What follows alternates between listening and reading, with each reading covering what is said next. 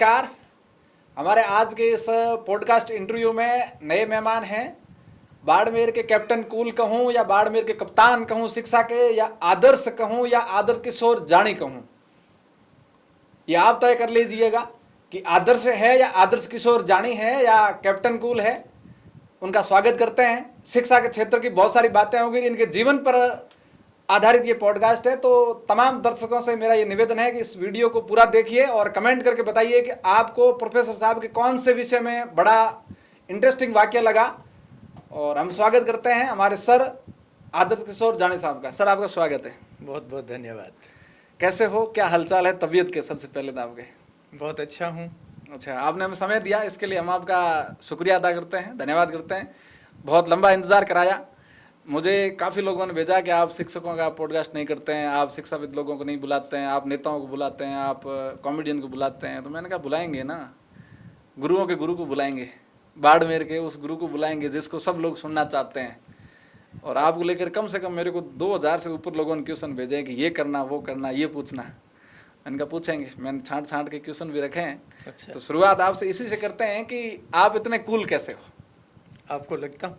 सबको लगता है, मुझे नहीं लगते हो, सब लोगों को, सबने यही पूछा कि आप आदर्श से ये पूछना कि एनसीसी से होने के बावजूद कप्तान इतना कूल क्यों है? आपको ऐसा क्यों लगता है? पता नहीं, आपकी मुस्कुराहट, और आप हमेशा ऐसे ही देखता हूँ मैं तो कि मुस्कुराते रहते हो, इतने कूल रहते हो, शांत रहते हो।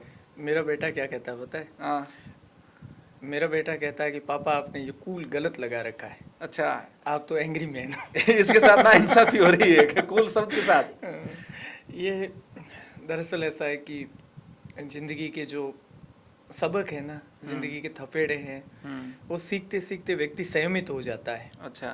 अपने आप को अनुशासन में और पेशेंस में बांध लेता है। अच्छा। धीरे धीरे ये चीज़ें उसके साथ जुड़ जाती है। अच्छा।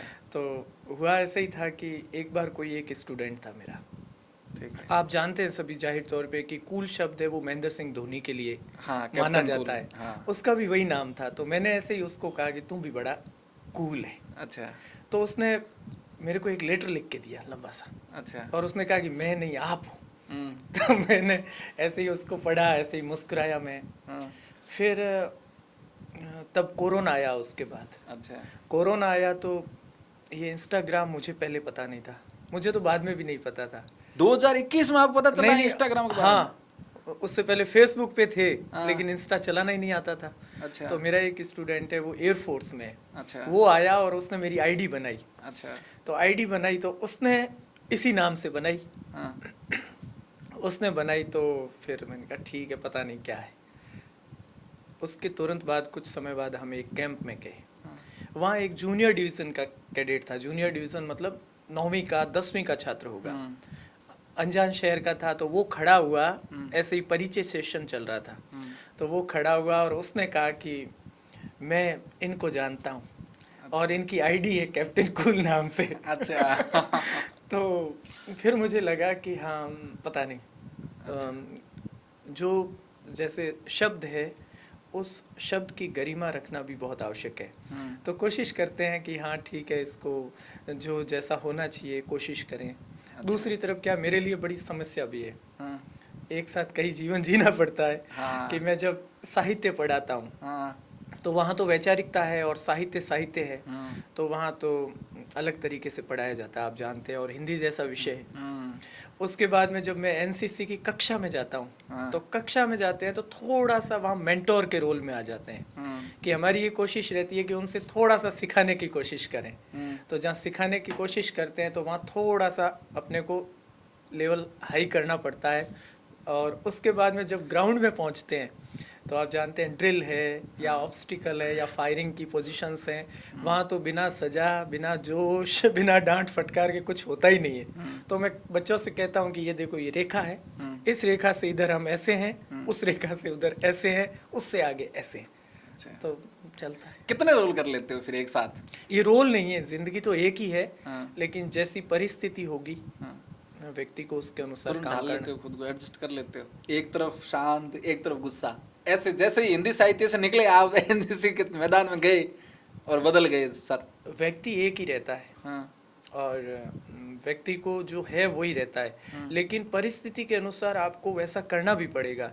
कई बार बच्चे मैं डांटता हूँ, बहुत ज़बरदस्त तरीके से डांटता हूँ, अच्छा, और फिर दूसरे काम में लग जाते हैं और वापस भूल जाते हैं। हाँ, तो वो दूसरे वाले बच्चे पूछते हैं कि पहले इसको डांटा था, हाँ, तो डांटा था तो वो उस जगह था, अच्छा, उस पोजीशन, उस स्थिति के लिए था, हाँ, तो वो सारी चीज़ें छूट जाती है।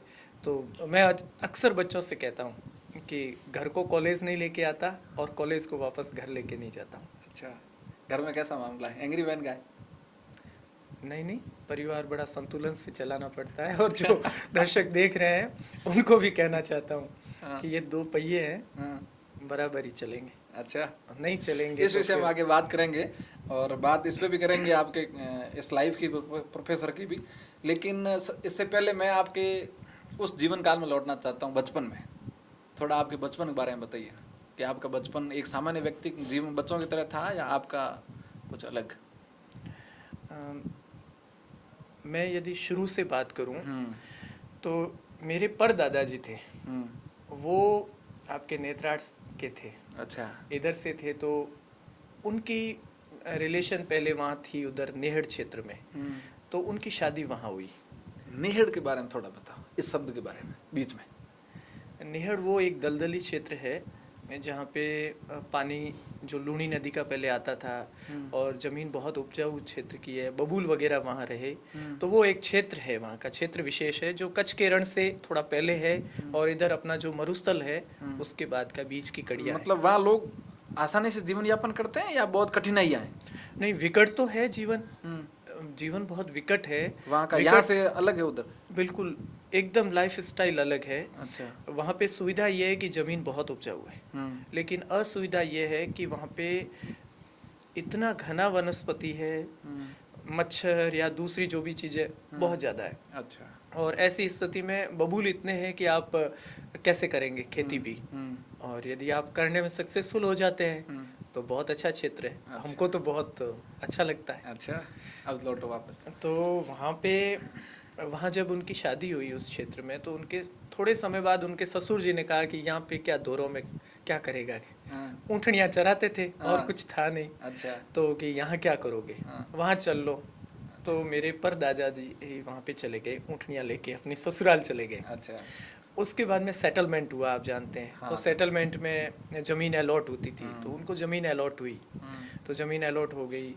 और परदादा जी बड़े इस तरीके से थे कि समय से बड़े एडवांस थे, विद्रोही थे, बड़े उस स्वभाव के थे। कोई हमसे पूछता है कि आपकी बही वाला कोई है, तो हमारा कोई नहीं है, ठीक है, ये वाला कोई है तो कोई नहीं है, क्योंकि परदादा जी ने सबको दूर ही कर दिया। अच्छा। कि बस मेहनत करो, हाँ। इसके अलावा कुछ है नहीं। अच्छा। और वो मेहनत पे जैसे हम लोग सिद्ध मानते हैं, लेकिन मुझे बाद में याद आता है कि सिद्धों ने हमारे यहाँ पे आना बाद में शुरू किया, कई वर्षों तक आए नहीं। क्यों नहीं आए? कि परदादा ने मना कर दिया कि आवश्यकता ही नहीं है हमको। जसना संप्रदाय को, सिद्धों को मना कर दिया। मतलब उन्होंने वो उनके जो भी रूढ़िवादिता थी उनको पसंद नहीं किया। अच्छा। तो वो भी नाराज हो गए, हाँ। कई वर्षों तक नहीं आए। अच्छा। तो परदादा जी ने ऐसे मतलब बहुत उनका व्यक्तित्व था, समय से बहुत आगे था। फिर दादाजी, तो दादाजी एकदम विपरीत थे। वो तो हाथाजोड़ी से अपना काम चलाने वाले थे। अच्छा। उनके सामने परिस्थितियाँ बहुत ज़्यादा विकट आई, हाँ। क्योंकि उनके भाई की डेथ हो गई, बहन की हो गई, माँ की, पत्नी की, तो स्थितियाँ बदलती रही। तो समय परिस्थिति के अनुसार उनके बहुत शांत बना दिया जीवन ने, और वो संघर्षों में जी रहे थे। लेकिन उनका एक सपना था, उनका यही था कि जो कुछ है ना वो बदलेगा तो सिर्फ और सिर्फ शिक्षा से बदलेगा। अच्छा। क्योंकि हमारे गांव में, जो डूंगरी गांव है मेरा, उसमें एक व्यक्ति थे धीरा राम जी, जो आजीवन कुंवारे रहे थे। अच्छा। उन्होंने शिक्षा की बात की। तब एक कोई वो स्कूल से पहले भी कोई एक स्टेज होती है, पोशाल चलती थी। पोशाल खुली एक जगह कहीं पे, तो धीरा राम जी को वो जगह पसंद नहीं आई, और उन्होंने वहाँ पोशाल का जो एक बक्सा वगैरह था वो उठा के, और जहाँ अभी वर्तमान में डूंगरी है वहाँ लेके चले गए। अच्छा। और वहाँ पे उन्होंने बच्चों को जोड़ना शुरू किया शिक्षा से। आज भी हमारे गांव को धीरा नगरी से कहते हैं। अच्छा, उनके नाम से। हाँ, वो स्कूल 5वीं बन गई। अब 5वीं के बाद 8वीं कहीं नहीं। अच्छा। तो जाएं कहाँ पढ़ने वाले।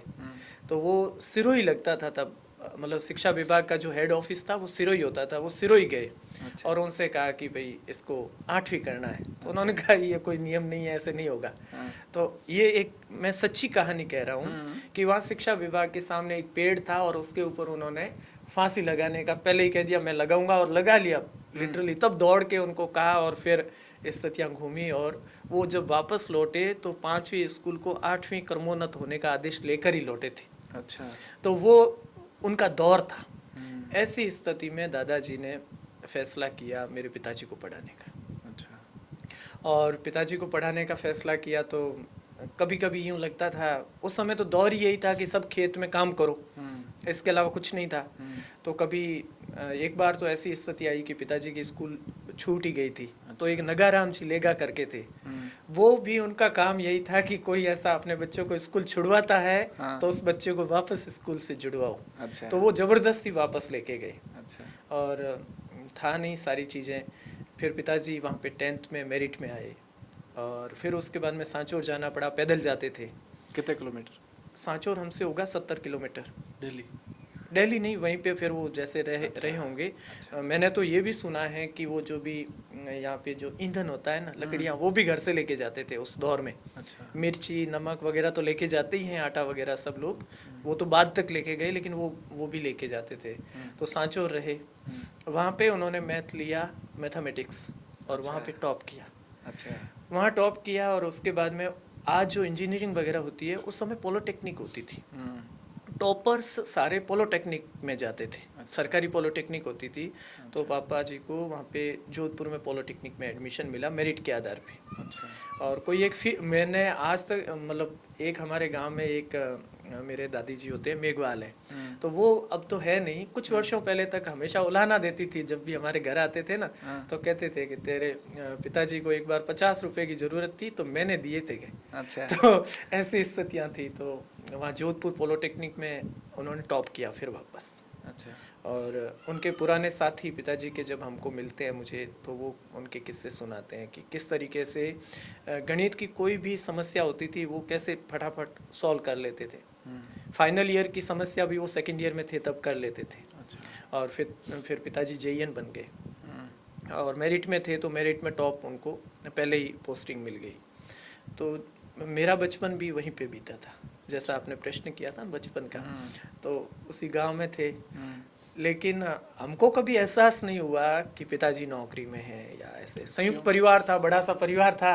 अच्छा। वही दादाजी घर के आगे एक अच्छा वो छावनी बना के बैठे होते थे, वहाँ सुबह चाय बनाते थे। हम उठते ही वो जो भी कंबल वंबल होता था वो ओढ़े हुए आंखें वहाँ जाके खोलते थे। अच्छा। वही बैठ जाते, वो चाय बनाते, दादी जाती बाड़े पे और बकरियों का दूध लेके आती, और वो दादा दादी चाय बनाते, हम छोटे छोटे उठ के आते रहते, संख्या बढ़ती रहती, और वो धीरे धीरे सबको चाय और लूँगा तो थोड़ा पानी डाल देते, चाय डाल देते।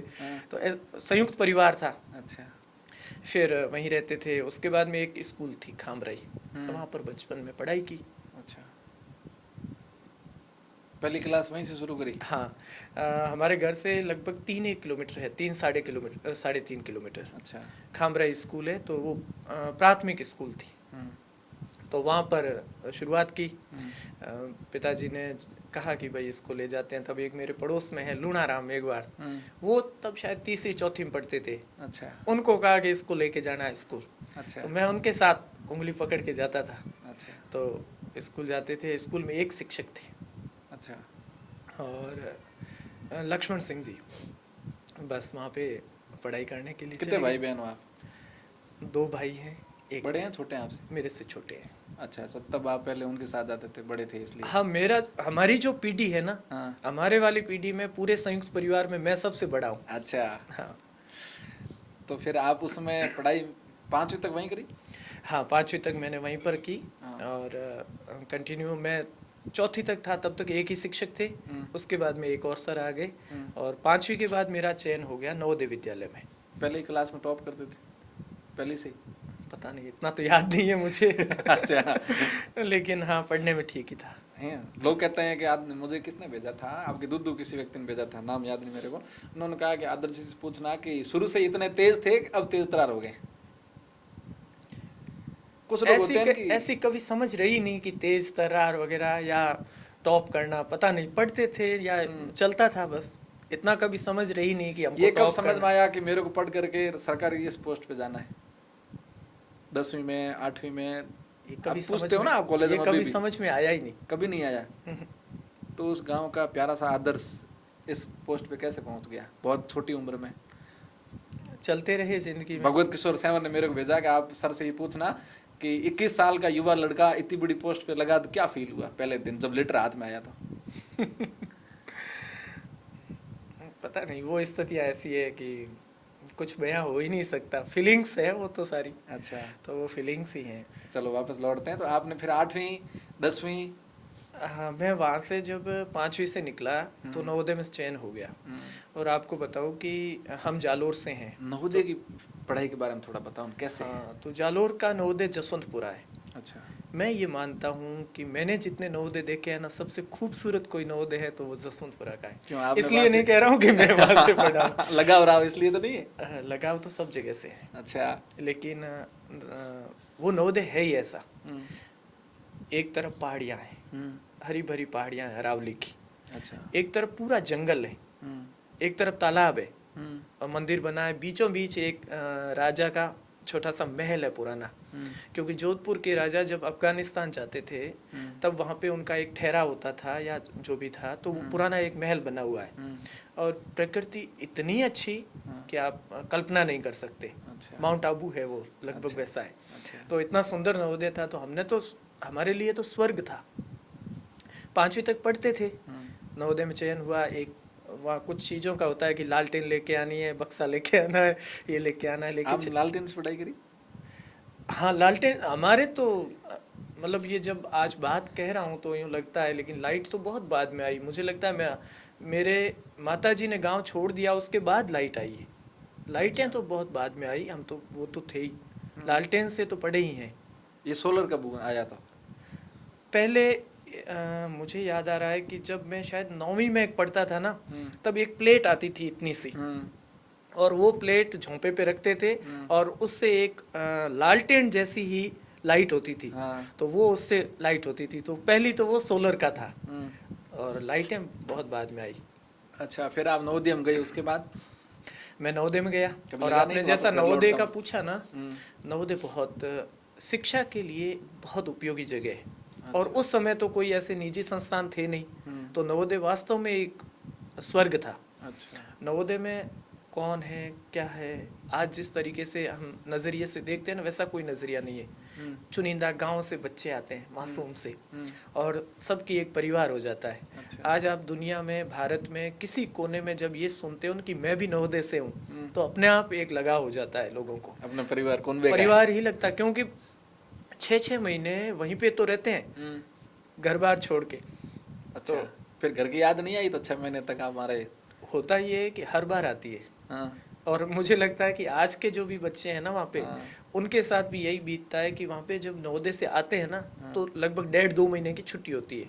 1.5-2 महीने आप घर रहे, उसके बाद वापस जाते हो तो शुरू के 7 दिन तो घर की याद आती ही आती है। अच्छा। फिर आप एडजस्ट हो जाते हो, अच्छा। फिर 6 महीने रहते हो, फिर छुट्टी होती है 2 महीने, फिर वापस आते हो। अच्छा, तो नवोदय में खास बात ये थी कि जैसे यहाँ 3rd लैंग्वेज संस्कृत होती है, हाँ। मैंने तेलुगु पढ़ी, तेलुगु भाषा। 5वीं 6ठी से?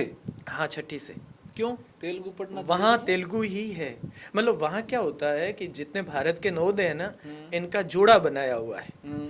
जैसे हमारा नवोदय है जसवंतपुरा, अच्छा। तो उसका जोड़ा है कर्नूल, जो कि आंध्र प्रदेश और अपना अभी वहाँ पे रहे।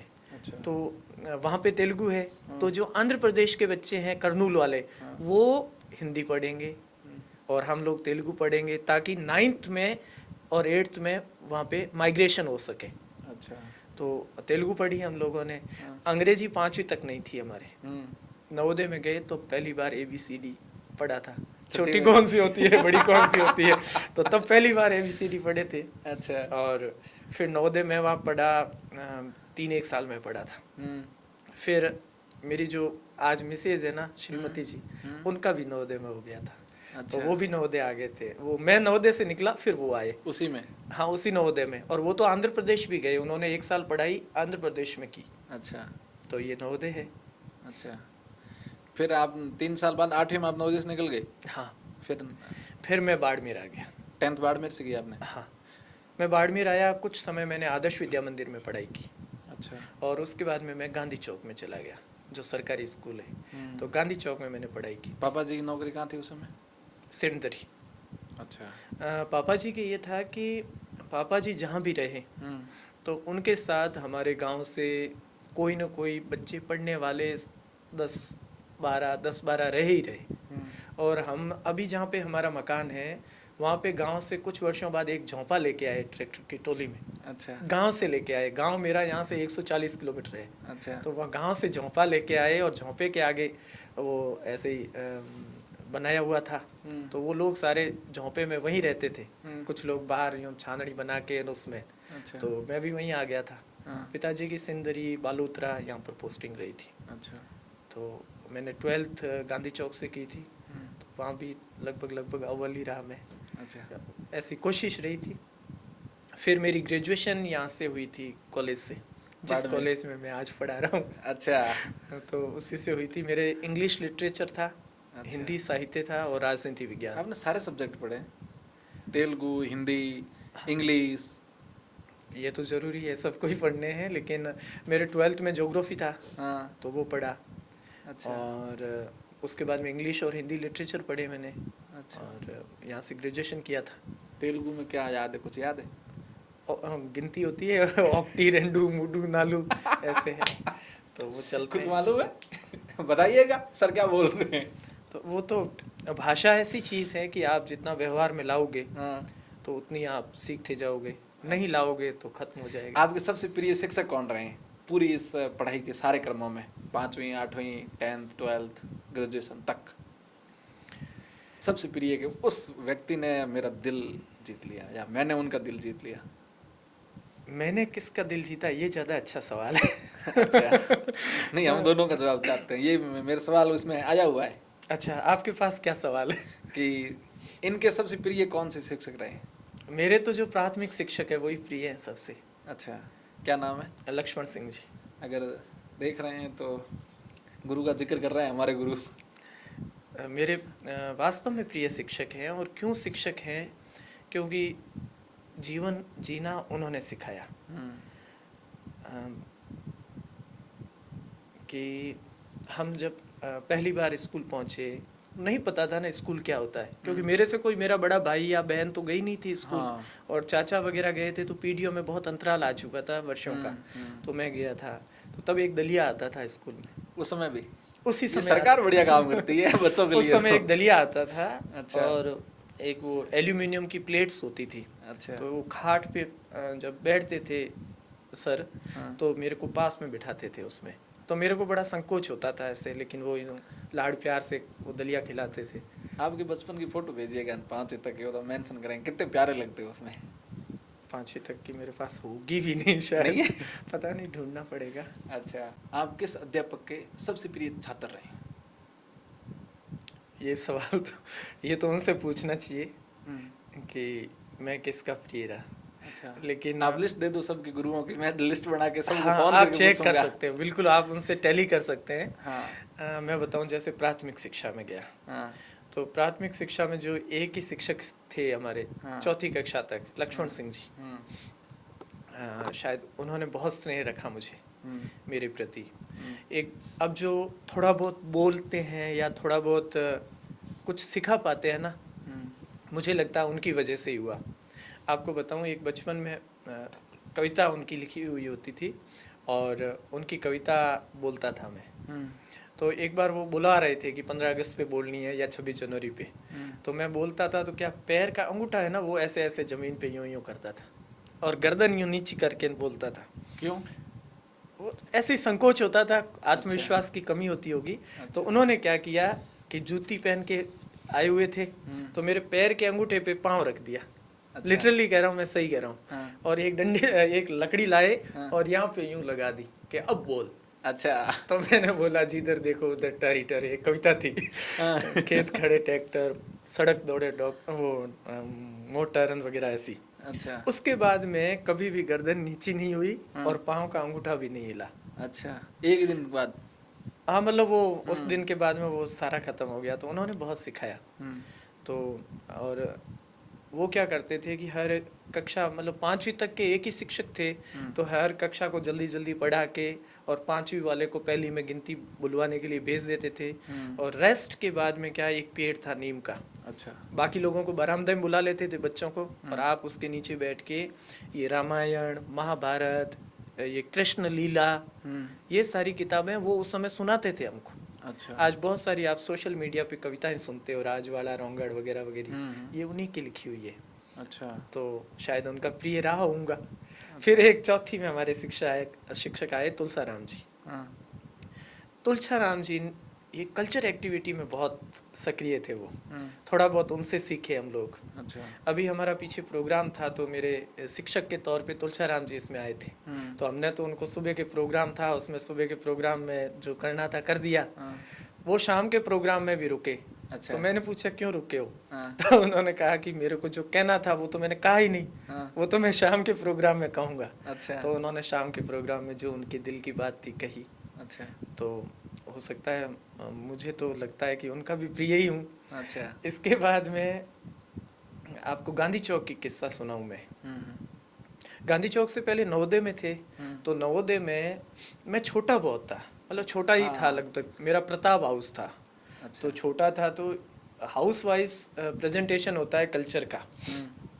तो वहाँ पे एक कल्चर प्रेजेंटेशन था, एक सविता भट्टाचार्य हमारी म्यूजिक मैम थी। अच्छा। उसने मुझे कहा कि आपको डांस करना है। तो मेरे को तो आता ही नहीं था डांस। तो उन्होंने कहा गोल गोल घूमना है। तो मैं गोल गोल कैसे घूमूं, समझ में नहीं आ रहा था। तो उन्होंने कहा ऐसे ऐसे घूमो। अच्छा। डांटा तो मैं गोल गोल घूमा तो मंच से नीचे ही गिरा सीधा ही प्रैक्टिस के दौरान। तो फिर वो मैडम जब गिर गया तो उसके बाद में और ज्यादा स्नेह रखने लग गई। अच्छा। गांधी चौक में जब आया, प्रकाश सिंह जी मयेचा सर हैं, रश्मिकांत जी हैं। रश्मिकांत जी गुजराती पढ़ाते थे। अच्छा। मैं हिंदी साहित्य का विद्यार्थी था, लेकिन वो चाहते थे कि मैं गुजराती पढूं, गुजराती में आऊँ। अच्छा। लेकिन मेरे को ये था कि चलो हिंदी ले ली है, लेकिन मैं हिंदी साहित्य या दूसरे पढ़ने के बाद में गुजराती की कक्षा में बैठता था और उनसे गुजराती सीखी। वो गुजराती दूसरे वाले 5-7 बच्चे थे उनको पढ़ाते थे, मैं भी उसमें बैठता था। अच्छा। रश्मिकांत जी प्रिंसिपल बने बाद में, मैं इस पेशे में आ गया। आज भी उनके स्कूल के फंक्शन में जाता हूँ। अच्छा। प्रकाश सिंह जी महेचा, मैं तो 12th का एक बच्चा ही तो था। मेरी शादी हुई, इतनी दूर वहाँ पे बाइक पे आए थे। अच्छा। और वो इंग्लिश टू इंग्लिश पढ़ाने वाले शिक्षक थे। अच्छा। उनका जब भी नाम आप बाड़मेर शहर में किसी से पूछोगे ना, तो वो कौन शिक्षक है, तो वो ये थे कि इंग्लिश की जो कोर्स रीडर, रैपिड रीडर थी ना, वो इंग्लिश टू इंग्लिश पढ़ाते थे। अच्छा। आज के शिक्षक या कोई शिक्षक हिंदी टू इंग्लिश या इंग्लिश टू हिंदी पढ़ाते हैं, वैसे नहीं पढ़ाते थे। तो वो बहुत स्ट्रिक्ट थे। अच्छा। लेकिन उनका मैं फेवरेट था। फिर कॉलेज आए। कॉलेज में नीम सिंह जी, मैं एनएसएस में था ना उस समय, तो नीम सिंह जी पवार थे। अच्छा। तो शायद कुलाड़ी, तगारी, बाल्टी एनएसएस में होते हैं, चौंको मत। अच्छा। ठीक है। तो वो कहाँ रखे हुए हैं, नीम सिंह जी से ज़्यादा मुझे जिम्मेदारी होती थी। अच्छा। और उनका विश्वास भी बहुत होता था। अच्छा। तो वहाँ भी ठीक ही रहा। अच्छा। यहाँ पे जब पढ़ते थे तो मेरा इंग्लिश लिटरेचर था और काफ़ी ठीक ठाक अच्छे कर लेते थे। शिप्रा मैम होते थे यहाँ पे, एक संजय जैन सर होते थे, हिंदी पढ़ाते थे, और Sagat Singh sir political science पढ़ाते थे। तीनों ही तभी मुझे अच्छे से जानते थे, बहुत अच्छे से जानते थे, और आज भी जानते हैं। अच्छा। अभी हमारा जयपुर में एक सम्मेलन था, हम लोग खड़े थे वहाँ पे, तो पीछे से एक सर आए और मेरे कंधे पे हाथ रख के कहा कि आदर्श। तो मैं चौंक के पीछे देखा, मैंने दुबले पतले हो रखे थे, लेकिन आज मुझे हो गए 15-16 साल तो यहाँ हो गए। बीए किए हुए मुझे 20 वर्ष हो चुके हैं। 20 वर्ष बाद मैंने एक सर से, उन्होंने पहचाना मुझे, और वो भी मैं उल्टा खड़ा था। वो संजय जैन थे। अभी कहीं दौसा साइड में पोस्टिंग है। तो वो स्नेह है। शिप्रा मैम के इंग्लिश पढ़ाते थे मुझे, हमको पढ़ाते थे। तो इंग्लिश पढ़ाते थे, तो मैंने इंग्लिश में सेकेंड ईयर में टॉप किया था शायद। अच्छा। तो मैंने एक दुर्गा की इतनी सी छोटी सी एक मूर्ति गिफ्ट की टीचर डे पे। कई वर्षों बाद नौकरी लगने के बाद मैं उनके घर गया, तो मैंने देखा कि उनका जो अलमारी है उसमें वो एक गिफ्ट पड़ा है। अच्छा। इतने वर्षों के बाद। तो मुझे लगा कि शिक्षक के कुछ तो था। अच्छा। बीएड भी किया मैंने। हाँ। बीएड किया तो एक अनीता मैम इंग्लिश के थे, एक दिशा मैम और सुनीता भार्गव प्रिंसिपल मैम। अच्छा। जिस जगह से मैंने बीएड किया उस जगह आज भी कोई स्टूडेंट जाता है और कहता है बाड़मेर का हूँ, तो वो प्रिंसिपल मैडम कहती है कि ये किस नाम का भी स्टूडेंट था। अच्छा। जिन्होंने संजय टीटी से बीएड कर रहे हैं उनसे मैं कहना भी चाहता हूँ कि आप लोग या तो सुन लिया होगा, नहीं तो सुन लोगे। तो सबसे अच्छा ही था। यूनिवर्सिटी में आज मैं साहित्य पढ़ाने की कोशिश करता हूँ, बच्चों को साहित्य पढ़ने की कोशिश करता हूँ। इसकी वजह है, एक प्रोफेसर थी हमारी सुदेश बत्रा। सुदेश बत्रा को जब हम सुनते थे, पढ़ाते हुए देखते थे, तो ऐसा लगता था कि हम उस कहानी में डूब गए। अच्छा। और सबसे ज़्यादा स्नेह की जो एक पराकाष्ठा होती है ना, सुदेश बत्रा मैडम जब रिटायर्ड हुए तो हम लोग जब उनको फूल दे रहे थे तो एकमात्र मैं स्टूडेंट था जिन्होंने, जब मैं आशीर्वाद लेने गया तो मेरा माथा चूमा था। और मुझे लगता है कि इससे ज़्यादा शिक्षक और एक शिष्य के प्रति कोई रिश्ता हो ही नहीं सकता। कई वर्ष हो गए उनको रिटायर्ड हुए। अच्छा। लेकिन अभी भी कभी मैं उनकी सोशल मीडिया पे कविता देखता हूँ, कहानी देखता हूँ, तो लगता है। राधे श्याम जहांगीर करके एक सर थे, सब लोग उनसे दूर रहते थे कि वो बड़े यूँ कम बोलते हैं। अच्छा। लेकिन हम हिंदी पढ़ते पढ़ते जब सरिस्का के भ्रमण में पहुँचे तो शायद ऐसा लगा कि पूरा दिन मैंने उन्हीं के साथ ही बिताया था। अच्छा। और सबसे महत्वपूर्ण कड़ी दो शिक्षक और हैं मेरे। मैंने एमफिल किया जोधपुर यूनिवर्सिटी से, मतलब वहाँ पे हमारे गाइड थे डॉक्टर छोटा राम कुमार जी। अच्छा। और छोटा राम कुमार का स्नेह तो सबके प्रति जोधपुर यूनिवर्सिटी वाले जानते हैं कि रहा है, वो रिटायर्ड हो गए, लेकिन मेरे प्रति तो विशेष स्नेह था। और जब मैंने ये जिस पोस्ट पे हूँ उसका इंटरव्यू दिया तब भी वो पहले ही कहते थे तेरा पक्का होगा, तेरा पक्का होगा। मैंने कहा मेरा क्यों होगा? तो कि तू जो उत्तर देता है ना वो दिल से देता है। तो कोई भी कुछ भी पूछेगा ना तो उत्तर दे देगा, तू अच्छे से दे देगा, तेरा होगा। अच्छा। और मैंने पीएचडी की डॉक्टर सुचित्रा कश्यप मैम से। तो मेरा आज तक यहाँ पहुँचाने वाली गुरु तो वही है। तो सुचित्रा कश्यप इतनी स्ट्रिक्ट मैम थी कि मैं जो भी लिख के भेजता एक पेज में 20 गोले करती थी कम से कम। अच्छा। और मैं सुधारता, वो गोले करते मैडम, ऐसे ही होता था। और बहुत स्ट्रिक्टनेस के साथ पेश आए। उनका एक कथन था, मैं हमेशा ज़िंदगी में उतारता हूँ कि कोई भी काम करो ग्रेसफुली होना चाहिए। अच्छा। और जब मेरा वाइवा हुआ पीएचडी का, सारी तैयारियां उन्होंने की, मैं तो बाड़मेर था ना। अच्छा। उन्होंने की और उसके बाद में उनका एक, जब मैं उनके स्कॉलर था पहले, अवार्ड होने से पहले, तब उनका व्यवहार अलग, और जैसे ही अवार्ड होने हुई उसके बाद व्यवहार अलग। और आज भी जब भी कहीं कि व्यवहार कैसे करना है तो मुझे वो मैम याद आते हैं। अच्छा। तो मैं तो शायद, और जिनका नाम ले रहा हूँ ना उनसे पूछूं, वो भी यदि सुनेंगे ना तो उनको लगेगा हाँ ठीक ही कह रहा है ये। अच्छा। इस सारी चर्चा के बीच एक मेरा सवाल छूट गया है कि एक इंजीनियर के बेटे ने आर्ट्स का सब्जेक्ट क्यों चुना? आर्ट्स क्यों चुनी, ये वर्ग क्यों लिया आपने?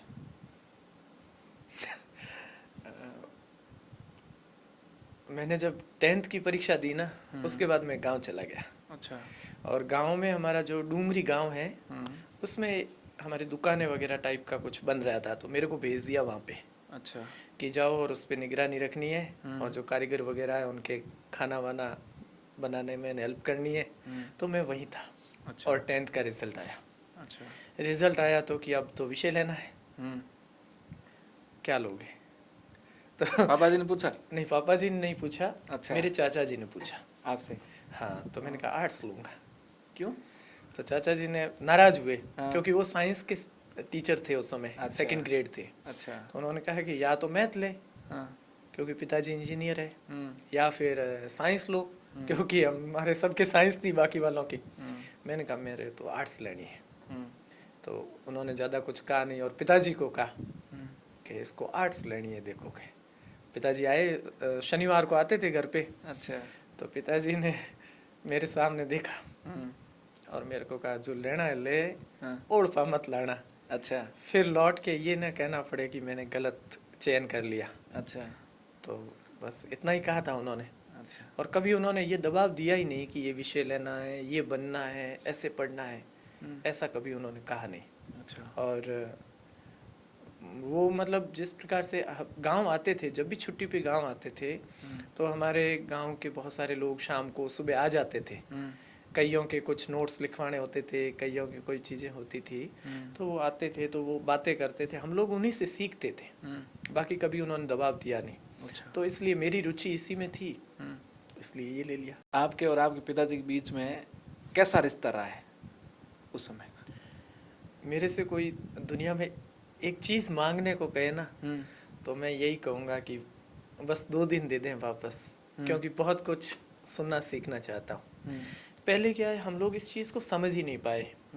कोई होता है ना, व्यक्तित्व होता है, तो उस व्यक्तित्व को हम लोग बच्चे होते हैं तब तक नहीं समझ पाते हैं। अच्छा। तो शायद समझ ही नहीं पाए होंगे। उसके बाद समझे। एक अपने सांचौर क्षेत्र में शिक्षा के क्षेत्र में पिताजी काम किए। अच्छा। तो मैं धीरे धीरे अब समझता हूँ उन चीज़ों को। पहले शायद उस तरीके से नहीं समझ पाते थे। उन्होंने क्या किया कि आज हम लोग बात करते हैं ना कि भाई सामाजिक समारोह में ये नशे बंद होने चाहिए, ये बंद होने चाहिए। उन्होंने उस दौर में एक जागृति रथ यात्रा निकाली थी। अच्छा। एक गाड़ी बनाई और उन्होंने जितने भी गांव थे समाज के, उन गांवों में, हर गांव में रेवेन्यू विलेज में मीटिंग की और घूम, मतलब पूरा कितना 15 दिन 20 दिन का उनका था सफर। अच्छा। और उस समय मृत्यु भोज और नशा, इन दोनों को रोकने पे उन्होंने बात की।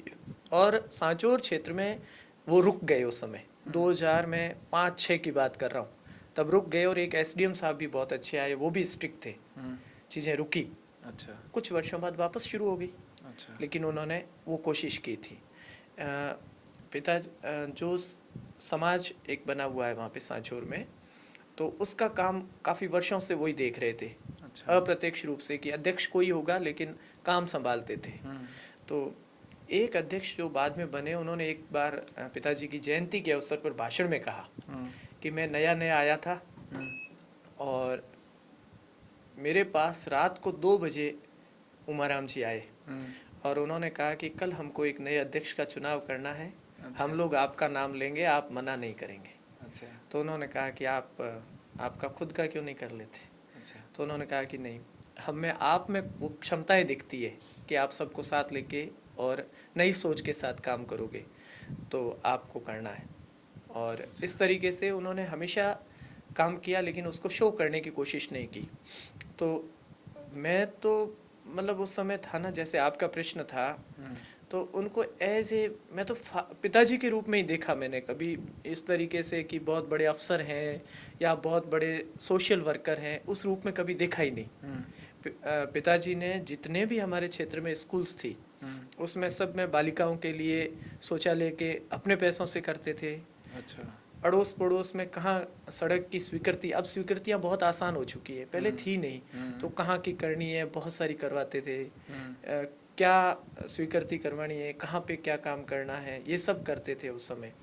और जितने भी सार्वजनिक समारोह होते थे, बच्चों को प्रोत्साहित करने के लिए खुद इनाम देते थे। अच्छा। आज बड़े बड़े पदों पे पहुँचे हुए लोग कहते हैं मेरे को उस समय 100 रुपये इनाम दिए थे, क्योंकि अच्छा। मैंने ये बोला था, मैंने ये बोला था। अच्छा। और तो मैंने तो नॉर्मल रूप में ही देखा।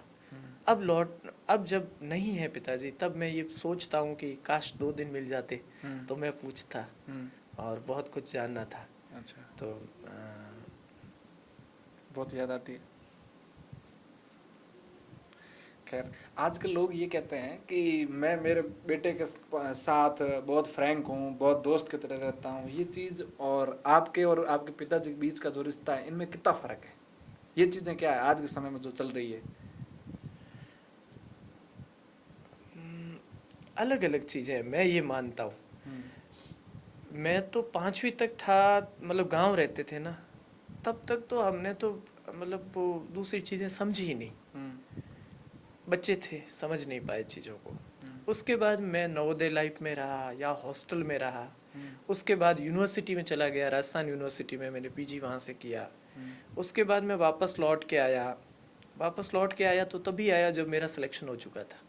और सिलेक्शन होने के तुरंत बाद पिताजी रहे नहीं, तो वो फ्रैंकली वाला रिश्ता तो नहीं रहा कभी भी। अच्छा। हाँ, लेकिन उन्होंने कभी डांटा नहीं, कभी उन्होंने कुछ ऐसे कहा भी नहीं कि ऐसे करना है, लेकिन उनके व्यक्तित्व का आभा मंडल ही ऐसा था कि उनको अखरे ऐसा हम कुछ करते भी नहीं थे। अच्छा। मतलब पिताजी के व्यक्तित्व में आप देखिए कि हमारे जितने भी गांव के या हमारे परिवार में जो भी लोग हैं बड़ी कदर से उनकी बात सुनते थे, क्योंकि उनका व्यक्तित्व ऐसा था। जैसे मैं बताऊं कि आज के ज़माने में जब बंटवारा होता है ना भाइयों का, तो होता ही है ना, तो हमारे जब बंटवारा हुआ तो मतलब जैसे पुराना मकान था तो वो छोटे वाले को दे दिया, जिन चाचाओं के नहीं था तो उनको मकान बना के दिए। गांव में मकान बना के दिए और हमारा यूं ही रखा, हमारे कुछ भी नहीं रखा। जितने भी कहीं जैसे बाड़मेर में प्लॉट थे उनके लिए हुए तो सबको डिवाइड किया, और इवन उस दिन उनके बैंक अकाउंट में जो पैसे थे वो पैसे चारों भाइयों में बराबर बांटे। अच्छा। ये आप किसी से पूछ सकते हैं। तो और जब वो पीडब्ल्यूडी में थे तो पीडब्ल्यूडी में जहाँ भी भवन निर्माण की बातें हैं तो वहाँ पर भी चाहे कितना ही बड़ा ठेकेदार या राजनीतिक रसूख वाला व्यक्ति क्यों न रहा हो, बड़ी साफ गोई के साथ काम के साथ उन्होंने कभी समझौता नहीं किया था। अच्छा। तो रिश्ता तो उसी हिसाब से ही था कि हाँ क्या करना है कैसे करना।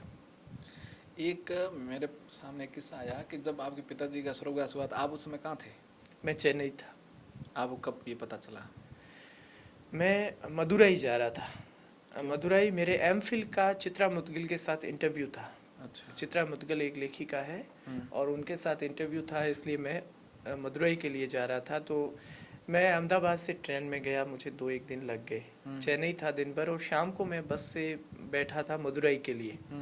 तब मुझे रात को लगभग 9-1 बजे फ़ोन आता है और मुझे कोई इनडायरेक्टली नहीं कहा गया, मुझे जिसने कहा उसने डायरेक्ट ही सारी बात कह दी थी। अच्छा। कि ये हो गया है। तो वहाँ पे मैंने जब कंडक्टर से बात की तो उसने कहा यहाँ कोई स्टेशन नहीं है, रात है, आधे घंटे बाद एक स्टेशन आएगा उसमें उतरना। तो मैं वहाँ पे स्टेशन पे उतरा, वहाँ से रात को 10 बज गए। 10 से फिर मैं वापस 2 घंटे चेन्नई पहुँचा।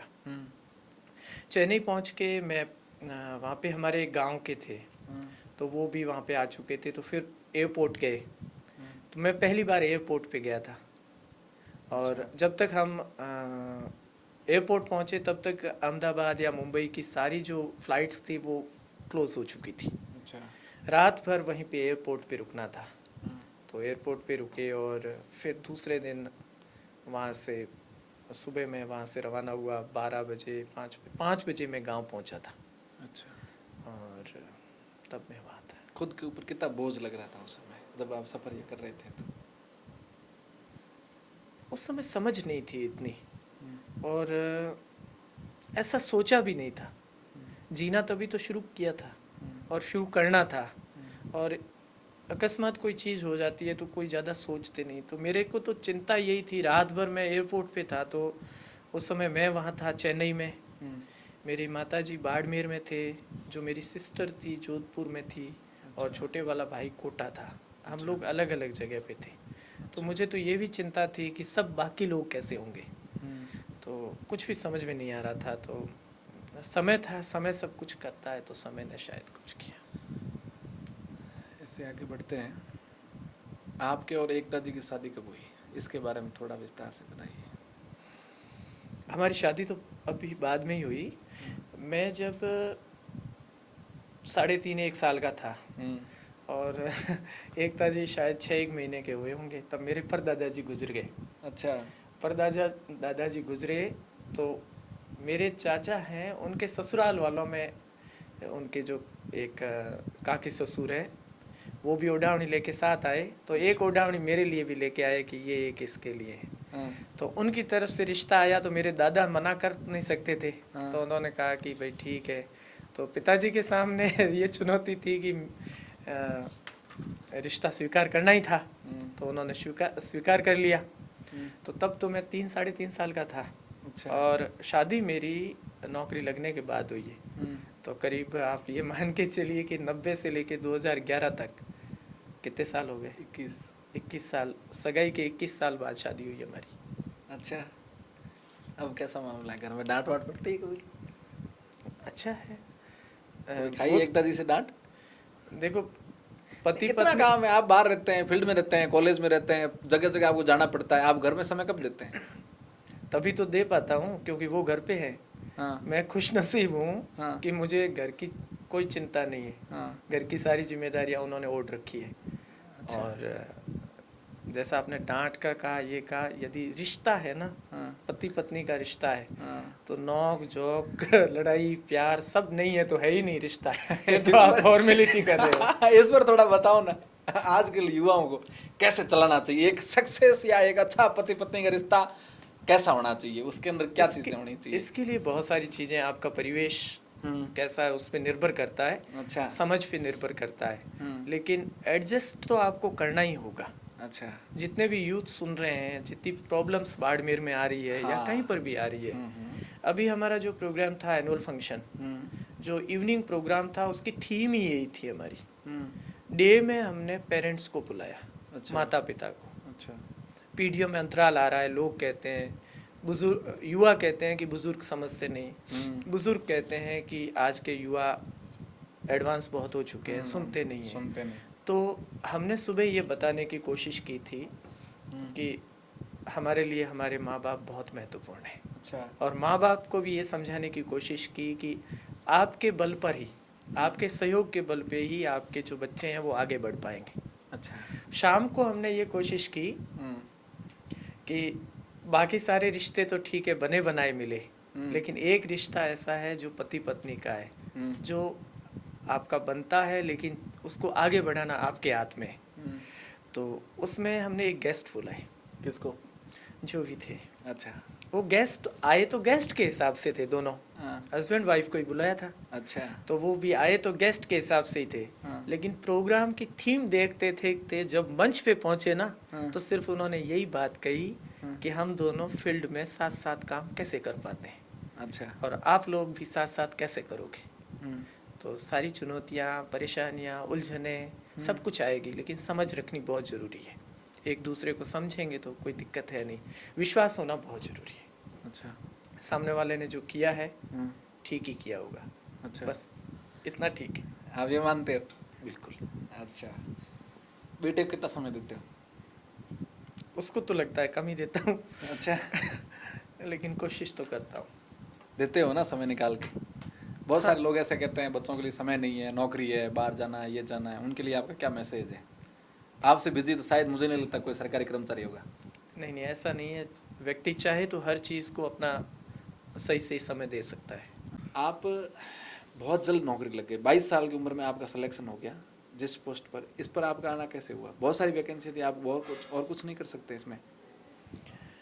मैंने राजस्थान विश्वविद्यालय से हिंदी में थोड़ा आपकी पीजी शिक्षा किया। के बारे में बता दीजिए, आपने कौन कौन सी डिग्रियां कर रखी है एजुकेशन में? मैं जैसे बात कर चुका हूँ आपके बीच में कि मैंने ग्रेजुएशन यहीं से किया था। उसके बाद में ग्रेजुएशन के समय जैसे आजकल बहुत सारी भर्तियाँ आती है ना, वैसी भर्तियाँ उस समय नहीं आती थी ही नहीं भर्तियाँ। अच्छा। तो मैं, कुछ हमारे जो पिताजी के साथ रहते थे लोग, वो जयपुर गए, तो पिताजी ने उनके साथ मुझे भी भेज दिया कि इसको भी ले जाओ। अच्छा। यहाँ क्या करेगा। अच्छा। तो मैं वहाँ गया, वहाँ राजस्थान विश्वविद्यालय में मेरा एडमिशन हो गया। हाँ। एमए हिंदी में। अच्छा। तो मैंने एमए हिंदी शुरू किया। हाँ। फाइनल के दौरान ही नेट जेआरएफ हो गया। फाइनल। आपने इंग्लिश पढ़ी कॉलेज में, तो आपने हिंदी क्यों लिया फिर वहाँ जाके? आपकी ज्योग्राफी सब्जेक्ट रहा है, हिंदी में जाना ही क्यों विचार आया कि हिंदी में जाना है मेरे को? साइंस और मैथ के परिवार में पला हुआ लड़का आर्ट्स ले सकता है, तो अंग्रेजी पढ़ा हुआ हिंदी ले सकता है। अच्छा। तो मुझे हिंदी में रुचि थी। अच्छा। तो मैंने हिंदी ले ली। अच्छा। और हिंदी में फिर वहीं पे था। हाँ। तो वहाँ पे मेरा फाइनल ईयर के दौरान ही नेट जेआरएफ हो गया। नेट वो एग्ज़ाम होता है जो आप कहीं पर भी लेक्चरशिप या असिस्टेंट प्रोफेसर जिसको आज बोलते हैं, उसके लिए अप्लाई कर सकते हो, और उसके जो मेरिट होल्डर होते हैं उनको जेआरएफ कहते हैं। अच्छा। तो मेरा तो पहले चांस में एमए नहीं हुआ था और जेआरएफ हो गया। अच्छा। और उसी समय कई वर्षों के बाद में ये भर्ती आई थी कॉलेज के लिए। मैंने अप्लाई किया, तब तक मेरे एमए का एग्ज़ाम होना था। उस समय फॉर्म ऑनलाइन थे या ऑफलाइन? ऑफलाइन। दुकान पे जाते, स्टैंड की फॉर्म लाते भरते, ये सिस्टम था? पोस्ट ऑफिस में फॉर्म मिलते थे। अच्छा। उस समय पोस्ट ऑफिस में फॉर्म होते थे और वो भर के और जमा करवाने होते थे। अच्छा। तो वो फॉर्म भरे, और उस समय मेरे पीजी कंप्लीट होना था। फिर उसके बाद में मैंने फॉर्म भर दिया और उसके बाद में कुछ लोग कोर्ट चले गए थे क्योंकि कई वर्षों के बाद भर्ती आई थी। अच्छा। तो वो ओवर एज हो चुके थे। हाँ। तो भर्ती को रिव्यू किया गया, वापस फॉर्म भरवाए गए, तब तक मेरा रिजल्ट आ चुका था। और उस समय फिर मैं एक ही काम था, पढ़ना। अच्छा। और कोई काम था नहीं। अच्छा। रात भर पढ़ते थे हम तो। अच्छा। सुबह उठ के कभी नहीं पढ़ा मैं कि सुबह जल्दी उठे और पढ़ लिए, ऐसे नहीं रहा मेरे साथ। अच्छा। रात भर पढ़ते थे। और राजस्थान विश्वविद्यालय का जो सेंट्रल लाइब्रेरी है, उस समय जब मैं पीजी में था तो वहाँ के जो लाइब्रेरियन है उनको ये पता था कि इस लड़के को पता है कि किस रैक में कौन सी हिंदी की किताब है। अच्छा। तो इतना वहाँ पे टाइम भी देते थे। अच्छा। तो रिजल्ट पॉजिटिव रहा। हाँ। पहले नेट का जेआरएफ हुई, फिर हिंदी में बहुत अच्छे रहे पीजी में। अच्छा। और उसके बाद में रिजल्ट मैं बीएड करना शुरू कर दिया था मैंने। और पीजी के समय क्या हुआ कि मैंने जवाहरलाल नेहरू विश्वविद्यालय जो नई दिल्ली है उसमें एमफिल का एग्ज़ाम भी दिया, इधर मैंने बीएड का दिया था। अच्छा। तो बीएड में हो गया। काउंसलिंग ऑनलाइन नहीं होती थी, अजमेर जाना पड़ता था और वहीं पर चेक जमा करवाना पड़ता था आपको। अच्छा। तो मेरे को जो कॉलेज चाहिए थी वो कॉलेज मिल गई। मेरी 14वीं रैंक थी उस समय बीएड में। अच्छा। तो फिर मैंने वहाँ पे गया और वहाँ पे मैंने जो जवाहरलाल यूनिवर्सिटी का जो एमफिल का रिटर्न दिया था उसका रिजल्ट भी आया, तो रिटर्न पास हो गए। अच्छा। इंटरव्यू कॉल था वहाँ पे। इधर कॉलेज में रिपोर्टिंग और इंटरव्यू एक ही दिन थे। तो मैं कॉलेज एक दिन पहले गया, मैंने कहा कि ये मेरे को जाना है। तो कॉलेज वालों ने ये सोचा कि उधर हो गया तो हमारे एक सीट वैकेंट हो जाएगी, खाली हो जाएगी। तो उन्होंने कहा कि नहीं नहीं, फिर वो मान गए। मैं वहाँ इंटरव्यू देने गया नई दिल्ली, तो एमफिल में हो गया। तो मेरे जो राजस्थान विश्वविद्यालय के जितने प्रोफेसर थे वो सब कह रहे थे कि आपको एमफिल करना चाहिए। मेरे जितने दोस्त थे वो कह रहे थे बीएड कर ले। अच्छा। 3rd grade 2nd grade school में क्या था, केवी में, नवोदय में कहीं तो सिलेक्शन होएगा ही होएगा। लेकिन वो प्रोफेसर्स कह रहे थे एमफिल कर। आखिर फैसला मैंने किया और मैंने बीएड करना तय किया। अच्छा। एमफिल छोड़ दिया आपने? एमफिल मैंने शुरू नहीं की। मैं गया, सिलेक्शन हुआ, लेकिन उसके बाद में की नहीं। अच्छा। वहाँ से नहीं की। मैंने कर ली बाद में, लेकिन वहाँ से नहीं की। तो बीएड किया, पूरा बीएड सेशन चला। और इधर हमारे कॉलेज के जो उस समय व्याख्याता था नाम, तो व्याख्याता के फॉर्म भरे जा चुके थे। साल भर तैयारी की, कंटिन्यू में बीएड में भी रेगुलर ही थे हम। अच्छा। और उस कॉलेज की विशेषता ही थी कि आना ही पड़ता था। अच्छा। तो वहाँ पे थे। और जैसे ही बीएड के टीचिंग सब्जेक्ट मेरे हिंदी इंग्लिश दोनों थे, तो बीएड के लास्ट एग्ज़ाम के बाद 10 दिन बाद इसका रिटर्न एग्ज़ाम था। लिखित परीक्षाएं होती थी, ऑब्जेक्टिव नहीं होता था। अच्छा। ये कॉलेज के चयन के लिए। अच्छा। तो जब हम अंदर गए तब तक ठीक था, बाहर निकले तो जयपुर में कर्फ्यू था। क्यों? क्योंकि उस समय गुर्जर आंदोलन का जो फर्स्ट शुरुआत हुई थी ना, उसके लिए उन्होंने बंद का आह्वान कर दिया था। लेकिन वो 2-3 दिन बाद उनको आश्वासन मिला कुछ और उन्होंने उठा लिया था। अच्छा। तो वो 10 दिन बाद एग्ज़ाम हुआ।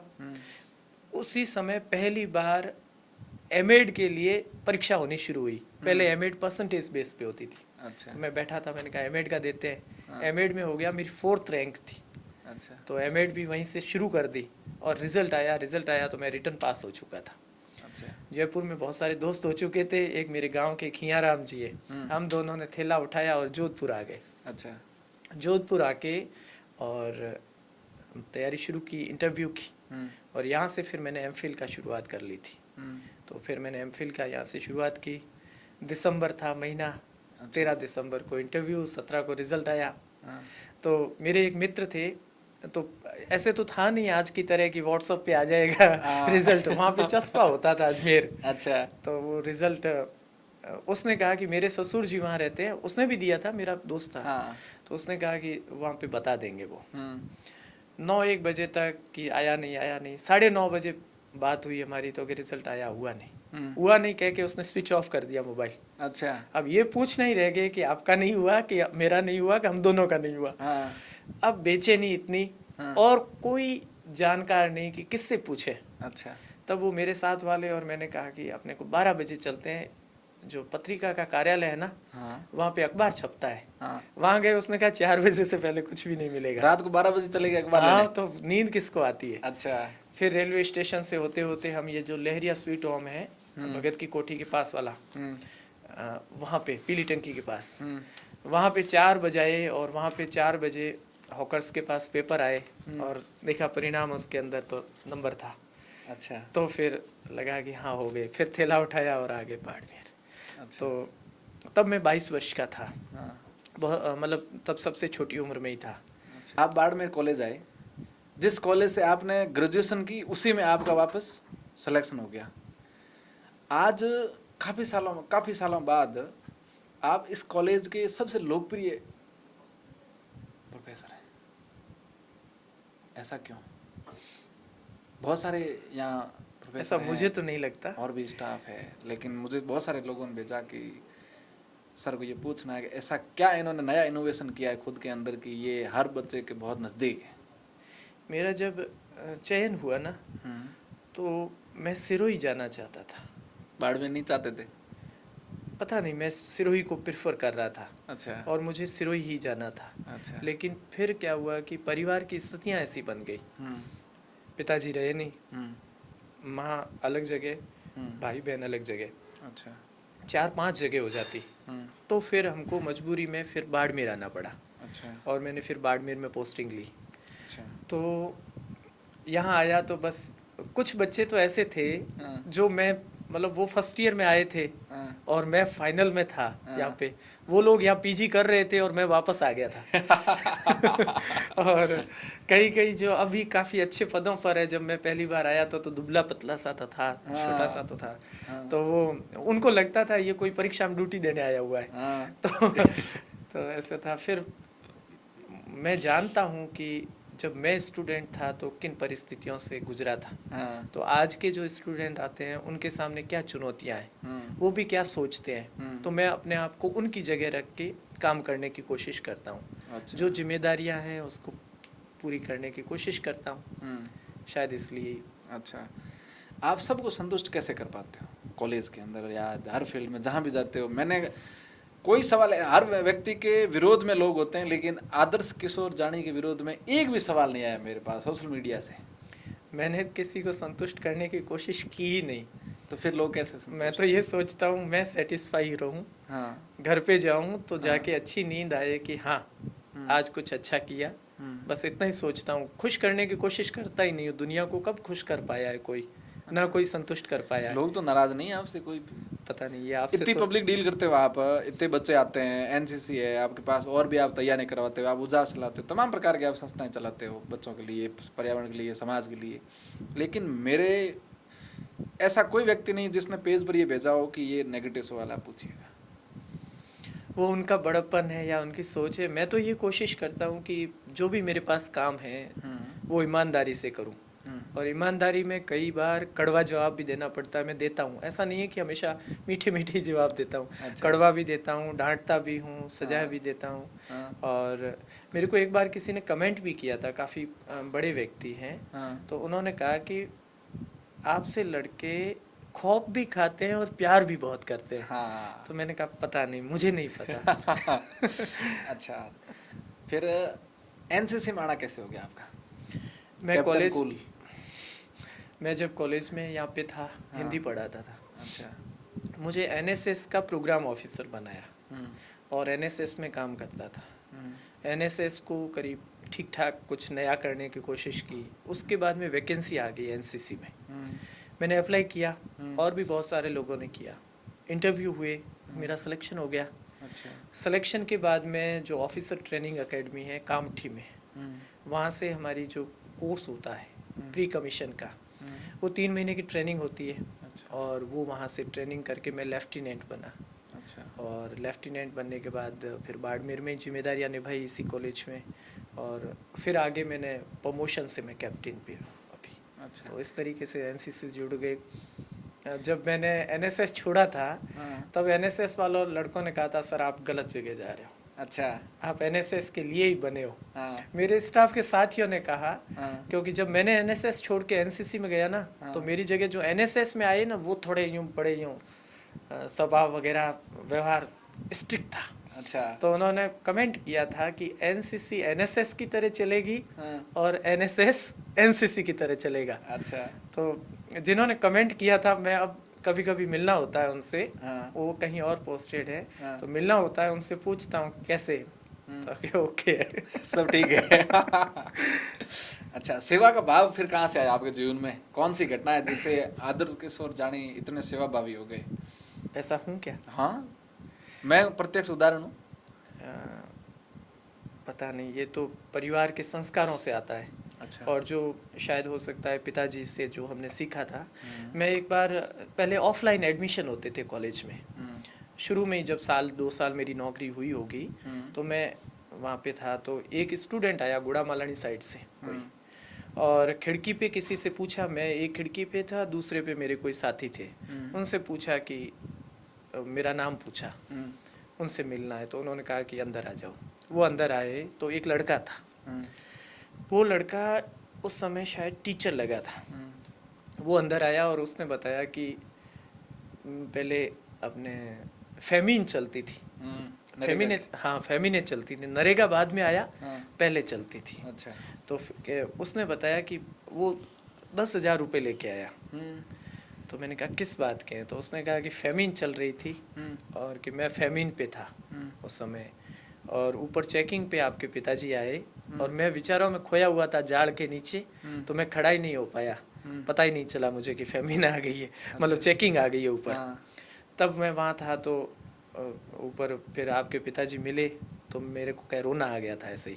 तो उन्होंने पूछा क्यों रो रहे हो? तो मेरे पास उस समय की बीएड की फीस के पैसे नहीं थे, और उसने बताया कि उसको जम्मू कश्मीर से बीएड करनी थी तब। अच्छा। और उस समय अनजान होते हुए भी उन्होंने कि आपके पिताजी ने मुझे कितने, पता नहीं 5-7 हज़ार रुपये होंगे, कितने दिए पैसे, और उससे मैंने मिला के फीस भरी, बीएड पूरी हुई। उसके बाद में मेरा सिलेक्शन हो गया टीचर में। टीचर में सिलेक्शन होने के बाद में कि मैं गुड़ामाला नहीं गया ऑफिस में पीडब्ल्यूडी के, कि उनके पैसे लौटा सकूं। तो ऑफिस वालों ने बताया कि वो तो रहे नहीं। तब उन्होंने बताया कि उनका जो लड़का है वो कॉलेज में है, तो मैं आज आया हूँ। अच्छा। तो ऐसी चीज़ें बहुत सारी है। तो ऐसी चीज़ें हैं वो प्रेरित करती है कि हाँ हमें भी कुछ करना चाहिए।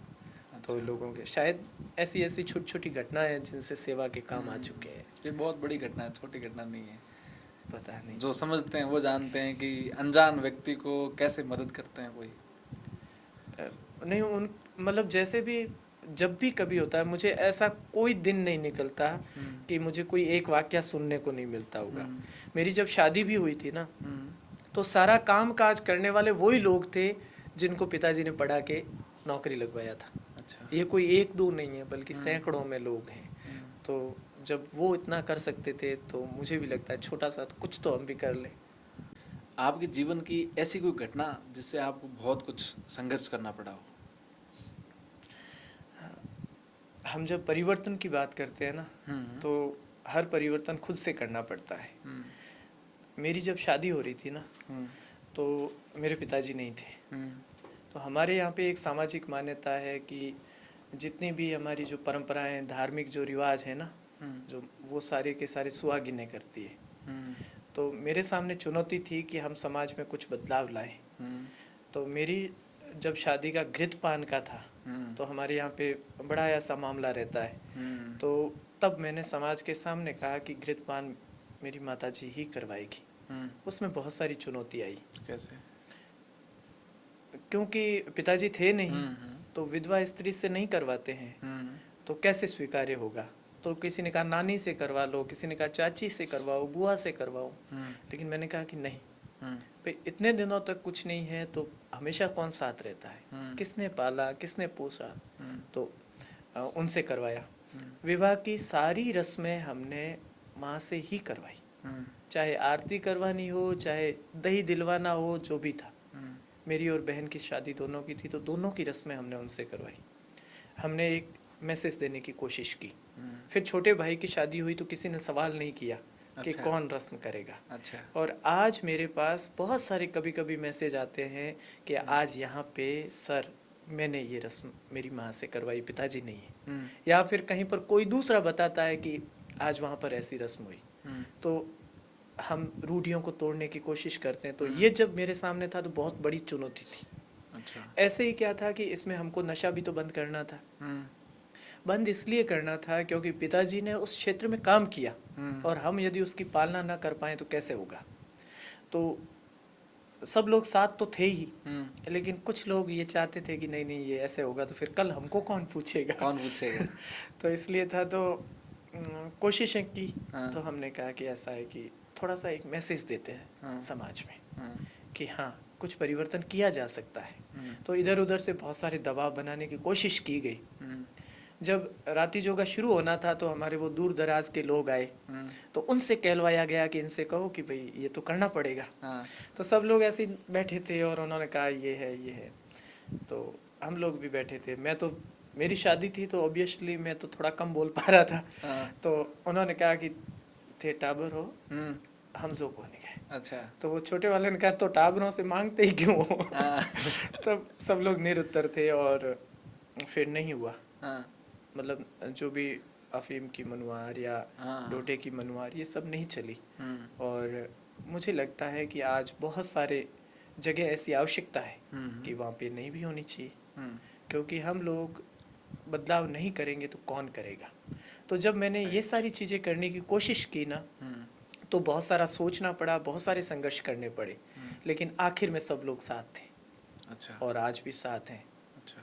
इसलिए जो भी इस तरीके से कोई परिवर्तन करना चाहता है उनसे कहना चाहता हूँ एक बार संघर्ष जरूर आएगा, लेकिन आखिर में सब लोग साथ आएंगे। बाकी ये बहुत बड़ी परंपरा की थी कि मतलब बेटे की शादी है और माँ इन्वॉल्व नहीं है साथ में, अगर बेटे का पिताजी नहीं है तो। हाँ, मैंने ऐसे बहुत सारी महिलाओं को उस खुशी से दूर कर दिया गया है समाज ने। मैं जब छोटा था ना, हाँ। तब मैंने हमारे पड़ोस में एक घर देखा हम्म। और पड़ोस में उनके घृतपान दोपहर को हो रहा था। हाँ। तो मैंने देखा कि भाई उनकी माँ एक झोंपे में बैठी रो रही है हाँ। और उधर घृतपान हो रहा है। तो तब हम समझ नहीं पाए कि हो क्या रहा है। हम्म। फिर थोड़े बड़े हुए तो वो घटना को समझने की कोशिश की तो पता चला कि भाई इसलिए रो रही है। हम्म। तो हम जब इस रोल में आए तो हमने कहा कि क्यों ना इस चीज़ को बदला जाए, और आज बहुत सारे लोग बदल रहे हैं। हाँ। समय बदल चुका है, आज नहीं देखा जाता कि कौन क्या है। तो फिर बदलना चाहिए ना, जिसको जो हक है वो उनके बच्चे नहीं दिलाएंगे तो कौन दिलाएगा। सही बात। उनको आगे आना चाहिए। सही बात। अब आपके गांव में नशा नहीं चलता? ये व्यक्ति विशेष पे निर्भर करता है, अच्छा। कोई किसी पे दबाव नहीं देता है। हम्म। अब कुछ लोगों को ये होता है कि नहीं मुझे तो करवाना है, तो उसको कोई रोक नहीं सकता, मना कौन करेगा। और कोई ये चाहता है कि मुझे ये नहीं करना है, तो कोई ज़बरदस्ती नहीं करता है। ये हर जगह की स्थितियाँ हैं। तो मुझे भी लगता है कि सब एक जैसे परिवार नहीं होते। आप पढ़ाई पे ध्यान दीजिए ना, आप 2-2 रुपए बचा के बच्चे को या बच्ची को शिक्षा देने में खर्च कीजिए। अच्छा। उसको आगे बढ़ाइए ना, उसको और अच्छे इंस्टीट्यूट में भेजें। आपने नशे के ऊपर में पैसे खर्च कर दिए 50,000, 70,000, 1,00,000 रुपए, तो आपसे आपके बच्चों को क्या बेनिफिट हुआ उससे? बस थोड़ी सी आपकी शानो शौकत रह जाएगी। तो ये व्यक्ति पे निर्भर करता है और व्यक्तियों को इस क्षेत्र में आगे आना चाहिए। इसी विषय से जुड़ा हुआ एक सवाल है कि आजकल, पहले भी था, आज भी है और चल भी रहा है कि बच्चियों को लोग बाहर नहीं भेजते पढ़ाने के लिए। या तो पढ़ाते नहीं है, या अगर पढ़ाते हैं तो 10वीं या 12वीं तक, उससे आगे नहीं भेजते। तो इस विषय पे आप कैसे देखते हैं? परिवारजनों की चिंताएं होती है।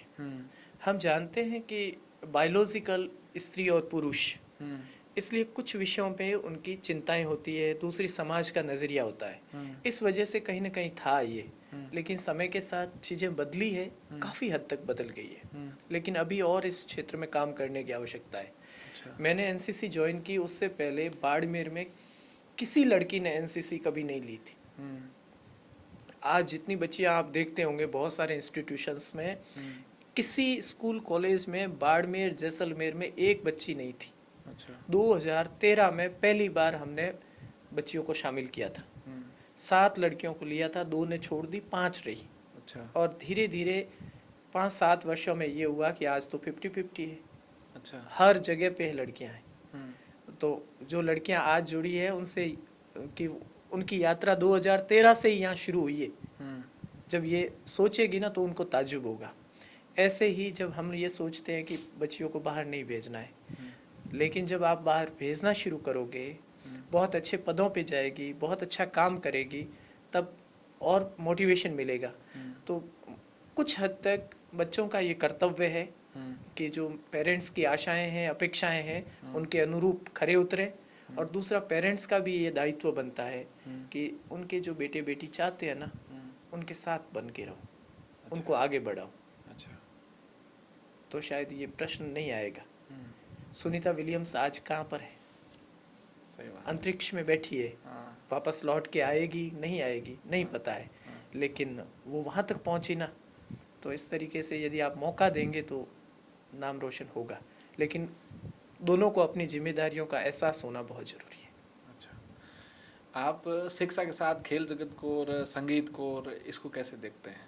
पत्रकारिता है, तमाम सारे, लेकिन बाड़मेर में या राजस्थान में बहुत चीज़ें ये स्टूडेंट देखते नहीं इसकी तरफ है। पढ़ लिया 10वीं 12वीं या पुलिस, शिक्षक, यहाँ तक ये जो क्षेत्र है इनमें संभावनाएं हैं। शिक्षा का जो सिनेरियो है ना अभी वर्तमान में, वो बदल चुका है। अच्छा। पहले कहीं ये था कि शिक्षा हमारे दिमाग के दरवाजे खोलेगी, रचनात्मक बनाएगी हमको, और व्यक्ति जीवन में कुछ अच्छा करेगा, जिम्मेदारियों को निभाएगा, इसलिए शिक्षा होती थी। वर्तमान में वो नहीं है। अच्छा। वर्तमान में शिक्षा का एक ही ध्येय रह गया है लोगों में कि हमको अपना करियर बनाना है। अच्छा।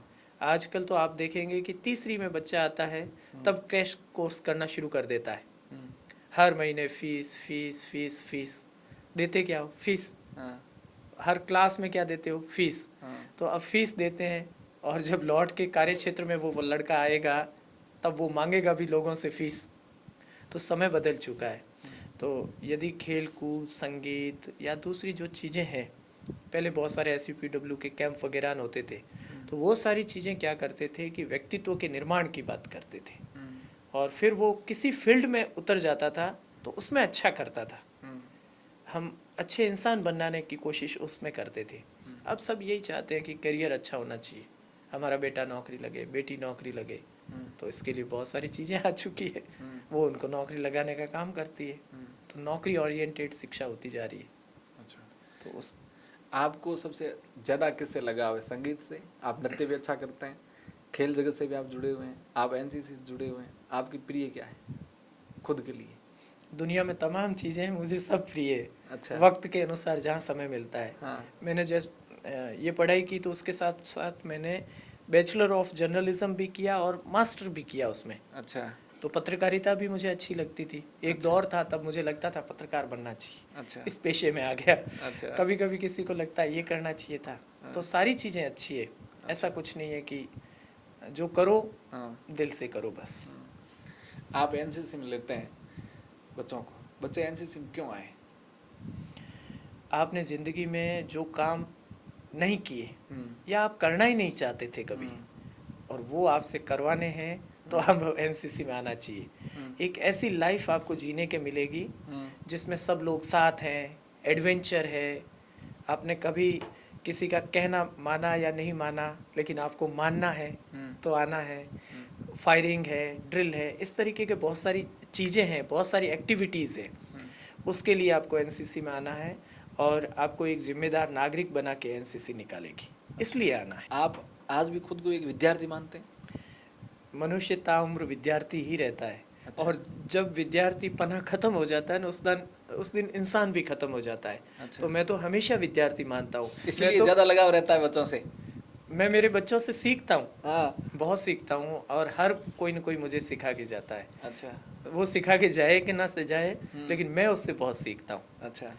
तो विद्यार्थी का मतलब दो तरीके से है। हाँ। कि एक तो आप सीखने की प्रवृत्ति रखें। हाँ। तो मैं हमेशा सीखने की कोशिश करता हूँ, चाहे छोटा है चाहे बड़ा है, उससे सीखता हूँ। दूसरा ये है कि विद्यार्थी का मतलब है पढ़ना लिखना, तो पढ़ने लिखने की भी कोशिश करता रहता कितने घंटे पढ़ते हो आज भी आप? इस मोबाइल ने समय चुरा लिया है। आप रील स्क्रॉल करते हो? जो आम इंसान की प्रवृत्तियां हैं वो मेरी भी तो कितने है। घंटे देते हो मोबाइल को आप? इससे जुड़ा सवाल पूछ लेते हैं, मोबाइल को आप कैसे मानते हो आज के समय में बच्चों को भविष्य को लेकर के? हर चीज़ की प्लस माइनस दोनों के निर्भर करता है यूज़ करने वाले व्यक्ति पे। हाँ। सड़क पे चलना फ़ायदेमंद भी है, नुकसानदायक भी है। हाँ। लेकिन क्या नहीं चलोगे तो जीवन चलेगा? सही बात संभव है। नहीं है। हाँ। लेकिन चलोगे कैसे, इसके लिए आपको एक चीज़ तय करनी पड़ेगी। तो मोबाइल के बिना जीवन संभव नहीं है, ये एक सत्य है। लेकिन बहुत सारे ऐसे शिक्षा के शिविर लगते हैं, वहाँ कहते हैं बच्चों से मोबाइल को दूर रखो। बहुत सारे ऐसे छात्रावास है जहाँ मोबाइल का यूज 0 है। आप उनको कैसे देखते हैं? जब देश में कंप्यूटर आ रहा था ना, तभी लोगों को लगता था विरोध था। जब मोबाइल आया तब भी लोगों को लगता था। हाँ व्हाट्सअप तो 12-13 में आए, 13 में आया, 14 में आया है। हाँ। उससे पहले भी ऐसा थोड़ा ही सोचा था। अच्छा। अब टेक्नोलॉजी नई आ चुकी है, हाँ धीरे धीरे और कुछ आएगी। हाँ। जो कुछ आएगी व्यक्ति को उसके अनुसार ढलना पड़ेगा, अच्छा। और ढलना ही चाहिए। अच्छा। लेकिन हमेशा ही ये ध्यान रखना है हाँ। कि किस चीज़ का कैसा यूज़ करना है। अच्छा। तो मोबाइल का यूज़ तो होगा ही होगा, आप इससे बच नहीं सकते, लेकिन समझ भी होनी चाहिए। अच्छा। बाड़मेर के इस महाविद्यालय में उजास क्या है और कैसे काम करती है संस्था? हाँ, आपके सवाल का मैं 2 तरीके से उत्तर देना चाहता हूँ। सवाल ये है कि उजास एक सपनों की दुनिया है। अच्छा। उजास का मतलब उजाला है, हाँ जो रोशनी देता है। हाँ। लेकिन इसका जब हम विस्तार करेंगे हाँ। तो उमाराम जानी संस्थान है, जो हमने पिताजी को श्रद्धांजलि के रूप में बनाई है, सब लोगों ने मिलकर। अच्छा। जो उनके साथ रहे उन लोगों ने मिलके बनाई थी।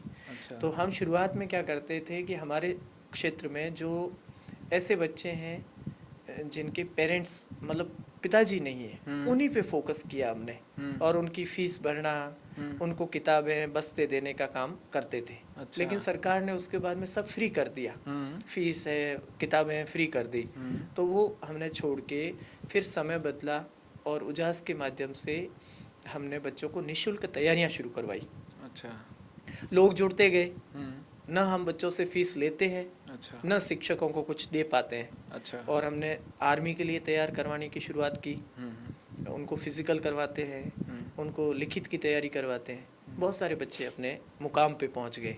बीच में लोगों ने सुझाव दिया कि कुछ उनको और गाइड करो, तो हमने आरएस की तैयारी करवाई। अच्छा। अलग अलग चीज़ें तैयार करवाई।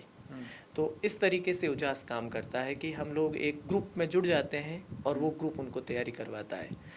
अब आपने जो पीजी कॉलेज का नाम लिया, तो पीजी कॉलेज में हमारा एमओयू हुआ है।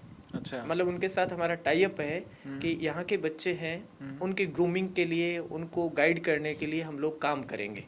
तो इतना रिलेशन है वहाँ से। बाकी ये उजास एक लोगों का समूह है। अच्छा। और वो समूह काम करता है। अच्छा। और सामाजिक क्षेत्र में, यूथ के डेवलपमेंट के क्षेत्र में किसी को छोटी मोटी हेल्प करनी है, ये सब कुछ करता है।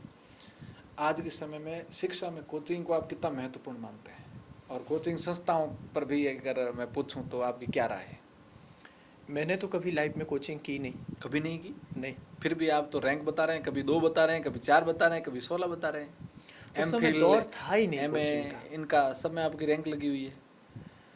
हम कक्षाओं में बैठ के पढ़ते थे, और जो शिक्षक पढ़ाते थे, चाहे प्रोफेसर पढ़ाते थे, वो चीज़ें पढ़ते थे। उसके बाद में हमें कभी आवश्यकता नहीं रही कि हमको कुछ और पढ़ना है। आजकल तो कोचिंग से अलावा कुछ नहीं है। स्कूल आज- नहीं, बच्चे कोचिंगों में पढ़ रहे हैं। आजकल तो 12th की क्लास भी कोचिंगों में लग रही है, स्कूल नहीं जा रहे हैं बच्चे। ये चल रहा है। परिणाम देखिएगा आने वाले समय में क्या रहता है। थोड़ा बताओ ना विस्तार से लोगों को। जितने मानसिक अवसाद की स्थितियाँ आ रही है ना, हाँ। ये ग्राफ धीरे धीरे यदि यही स्थिति रहेगी तो बढ़ेगा। पहले क्या होता था कि कक्षा का शिक्षण था, उसको महत्वपूर्ण माना जाता था। गांव में पेरेंट्स चाहते थे कि बच्चा स्कूल जाए, क्योंकि मास्टर साहब उसको पढ़ाएंगे, डांटेंगे, होमवर्क देंगे, तो कुछ सीखेगा। अच्छा। और उसकी शिकायत यदि घर पे भी आती थी तो पेरेंट्स भी उसको समझाने की कोशिश करते थे। समय बदल गया, निजी शिक्षण संस्थान आ गई। बच्चा निजी शिक्षण संस्थान में जाता है, फिर भी घर पे ट्यूशन लगवानी पड़ती है। इसका मतलब क्या है कि संस्थाएं फेल हो रही है। अच्छा। संस्थाएं फेल हो रही है, तभी तो हमको दूसरा विकल्प ढूंढना पड़ रहा है। इसी प्रकार से कॉलेज की स्टडी है, एक धारणा बनती जा रही है कि कॉलेज में क्यों पढ़ना है। कॉलेज में पहले पढ़ाई तो होती ही थी, आज भी पढ़ाने वाले और पढ़ने वाले तो हैं, उनका तो होता ही है, लेकिन एक धारणा बन गई। अच्छा। कि कॉलेज की पढ़ाई, कॉलेज में कौन सी पढ़ाई। उस धारणा ने एक दूसरी तरफ एक रास्ता और ढूंढ लिया, और लोगों ने कहना शुरू कर दिया कि इस पढ़ाई का कोई महत्व नहीं है। अच्छा। कंपटीशन का युग है, कंपटीशन की तैयारी करो। मतलब मैंने जो आपसे पहले बात की कि एजुकेशन करियर ओरिएंटेड होके रह गई है, वो बाकी कोई चीज़ नहीं है। व्यक्तित्व विकास, क्वालिटीज़, उससे कोई लेना देना नहीं रह गया है। सिर्फ वही चाह रहे हैं। भर्ती आती है, गांव से लड़के और लड़कियां यहाँ आते हैं शहर में। एक सच्चाई है, रूम लेते हैं और सुबह शाम कोचिंग जा रहे हैं, वापस आते हैं। आप ये मान के चलिए, जो बच्चे, मैं इसके क्या फ़ायदे नुकसान में सारी बात करना चाहता हूँ कि गांव से बच्चे आए और आपने एक भर्ती के लिए एक कोचिंग संस्थान में 400 का एक बैच बना दिया। 20,000 रुपये फीस है और 400 का बैच है। बाड़मेर शहर में ही नहीं करते, 5 कोचिंग है जिसमें 400 के बैच और एक चीज़ के उस कोचिंग के 2 बैच चलते होंगे। नहीं करो तो भी 2000 लोग यहाँ से कर रहे हैं। 2000 एक शहर में कर रहे हैं। ऐसे राजस्थान के 30 शहर और मान लो, 30 × 2000 कर लो आप, 60,000। 60,000 लोग एक चीज़ की कोचिंग करते हैं। वो भर्ती आई है 5 वर्ष बाद, हर वर्ष 60,000 ने किए। 5 वर्ष में कितने हज़ारों ने किए? लाखों में किए। भर्ती आएगी 100 में, 400, 300, 500 और कोचिंग की है 1.5 लाख ने। आप पत्थर उछालते हो ना, आंख बंद करके भी, तो सामने किसी को तो लगता है, तो किसी का तो चयन होगा। 400 का चयन हो, 400 की वैकेंसी है, 400 में चयन होगा तो उसमें से 200 तो ऐसे होंगे जो कहीं पर छुपे हुए थे बेचारे, अपनी तैयारी कर रहे थे। अच्छा। 200 वो होंगे जो किसी न किसी कोचिंग में पढ़े होंगे। अब क्या होता है कि एक फेमस होने का चस्का भी तो होता है।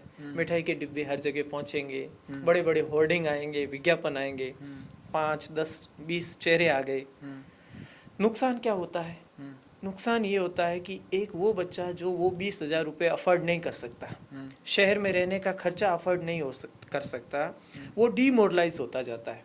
वो ये सोचता है मेरा तो होगा ही नहीं। मेरा क्यों नहीं होगा? क्योंकि मेरे साथ वाला कोचिंग जा रहा है। मेरा तो होगा ही नहीं, मेरा होगा ही नहीं, तो वो डाउन होता जाता है। और कोचिंग जाता है, उसको लगता है मेरा तो होगा ही होगा, क्योंकि मैं कोचिंग जा रहा हूँ। रिजल्ट आता है तब तो ना तो उसका होता है ना उसका होता है, दोनों अवसाद में चले जाते हैं। क्योंकि ये सच्चाई है कि सबका तो होना नहीं है, वैकेंसी लिमिटेड है। तो ऐसे में क्या होता है कि इसके प्लस माइनस चलते रहते हैं। मेरा ये मानना है, जितने भी अभिभावक हैं या जितने भी स्टूडेंट्स हैं, कि आप जिस कक्षा में पढ़ रहे हो ना, उस कक्षा को पढ़ लो ना। जो ग्रेजुएशन में बीए कर रहा है लड़का या बीएससी कर रहा है, उसके 3 वर्ष का जो सिलेबस है, यदि उसने मन लगाकर 3 वर्ष का सिलेबस पढ़ा है तो उसे किसी भर्ती के लिए कोचिंग करने की आवश्यकता नहीं है। अच्छा।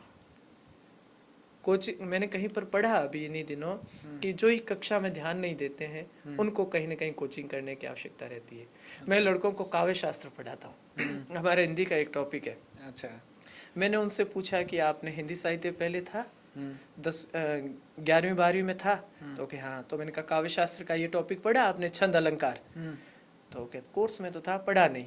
मैंने कहा अभी मैंने पढ़ाया, कैसा लगा? बहुत अच्छा लगा। अच्छा। मैंने कहा यदि आप तो 40 ही मेरी कक्षा में बैठे हो, होने तो 400 चाहिए थे, 360 जो नहीं है, वो आज के बाद में उनको छंद अलंकार तो कंपटीशन के लिए पढ़ना पड़ेगा, तो वो किसी कोचिंग में पढ़ेंगे। तब जो आप कह रहे हो ना बहुत अच्छा लगा, वो कोचिंग में कहेंगे बहुत अच्छा लगा। तो आप यहाँ भी तो कर सकते थे ना। तो कक्षाओं में पढ़िए, खुद तैयारी कीजिए, सेल्फ स्टडी का कोई विकल्प नहीं है। अच्छा। कहीं मार्गदर्शन की आवश्यकता है तो जो लोग सरकारी सेवा में हैं, उनकी ड्यूटी यही है कि हम हमारी पीढ़ी को मार्गदर्शित करें। उनके पास जाओ, उनसे कहें ये हमें समझ में नहीं आ रहा है, कोई मना नहीं करेगा इस दुनिया में। अच्छा। तो कहीं पर भी अपने आप को डाउन समझने की आवश्यकता नहीं है। कोचिंग करने से ही सिलेक्शन होता है, ये कतई सत्य नहीं है। खुद पढ़ोगे तो होगा, लेकिन थोड़ा सा धैर्य बना के रखना है, समय तो लगता है। आजकल ये चल गया है कि 12वीं करने के बाद बच्चा कोचिंग ज्वाइन कर लेता है। आपके अभी इस कॉलेज की महाविद्यालय की बात करें तो यहाँ बीएससी के स्टूडेंट सीजीएल में फाउंडेशन का कोर्स ले रहे हैं। ये स्थितियाँ हैं, इनको कैसे बदलेंगे? ऐसा भी नहीं है। मैं और पीछे जाऊं, मैंने अभी विज्ञापन देखा, 3री कक्षा में शुरू हो चुका है। अच्छा। 3री के लिए अलग है, 5वीं के लिए अलग है, 7वीं के लिए अलग है, 9वीं के लिए अलग है, 12वीं के बाद के तो अलग है ही। अच्छा। तो स्थितियां बदलनी तो देखो, कुछ तो प्रकृति ही करेगी। इसमें नेचर बहुत महत्वपूर्ण रोल निभाता है हर चीज़ में, कि हर चीज़ का कोई ना कोई रिजल्ट तो मिलता ही है, तो आएगा। एक तो ये है। दूसरा ये कि ये हमारी समझ पे विकसित होना है कि जितने लोग सफल हुए हैं आप उनको देखिए ना, जितने भी लोग सक्सेसफुल हुए हैं वो कैसे हुए हैं, उनकी सच्चाई जानिए ना, तो वो कितना खुद पढ़े हैं। अच्छा। दूसरा ये कि आप सच्चे मायने में आकलन कीजिए कि जो पेपर आया है, जो आपको कोचिंग में पढ़ाया गया उसमें से कितना आया है और आपने सेल्फ स्टडी की उसमें से कितना आया है, तो आप आकलन कर लेंगे। लेकिन इतना समय है किसके पास? तो स्थितियाँ तो बदलेगी और बदलनी बहुत ज़रूरी है, नहीं तो एक पीढ़ी ख़त्म हो जाएगी। एक पीढ़ी ये सोच सोच के ख़त्म हो जाएगी कि मेरे पास पैसे नहीं है और मेरा चयन नहीं होगा। तो इसलिए जिनको लगता है कि मुझे आगे बढ़ना है, मेहनत कीजिए। अच्छा, आपने कभी कोचिंग नहीं करी? जी नहीं, कितने घंटे पढ़ाई करी आपने? मैंने तो पढ़ाई की और किया क्या। रात को 8 बजे से लेके रात को 3 बजे हाँ, मैं तो प्रतिदिन यही जब स्टूडेंट लाइफ में था, हाँ, बीए करने के बाद, हाँ, तो रात को 8 बजे बैठते थे। हाँ। एक रेडियो कुवैत आता था, हम्म, जब विविध भारती बंद हो जाता था तो रेडियो कुवैत सुनना शुरू करते थे। हाँ। वो चलता रहता था रेडियो और 3 बजे तक पढ़ते थे। 3 बजे सोते थे, हाँ। सुबह उठ के कभी मैं तो पढ़ा नहीं, अच्छा। रात भर पढ़े थे। तो हमेशा ऐसे इतने घंटे तो पढ़े ही। आप अगर मैसेज देना चाहोगे आज के बच्चों को, कितने घंटा कैसे पढ़ना चाहिए? मैं ये कहना चाहता हूँ कि ये महत्वपूर्ण नहीं है कि आप कब पढ़ते हैं हाँ। और कितना पढ़ते हैं, हाँ, लेकिन ये है कि आप विद्यार्थी हो तो अभी आपका सिर्फ और सिर्फ उद्देश्य पढ़ना ही होना चाहिए। बाकी सारी चीज़ों के लिए समय पूरा पड़ा है और जीवन पूरा पड़ा है। आप सफल हो जाएंगे तब भी सारी चीज़ें की जा सकती है।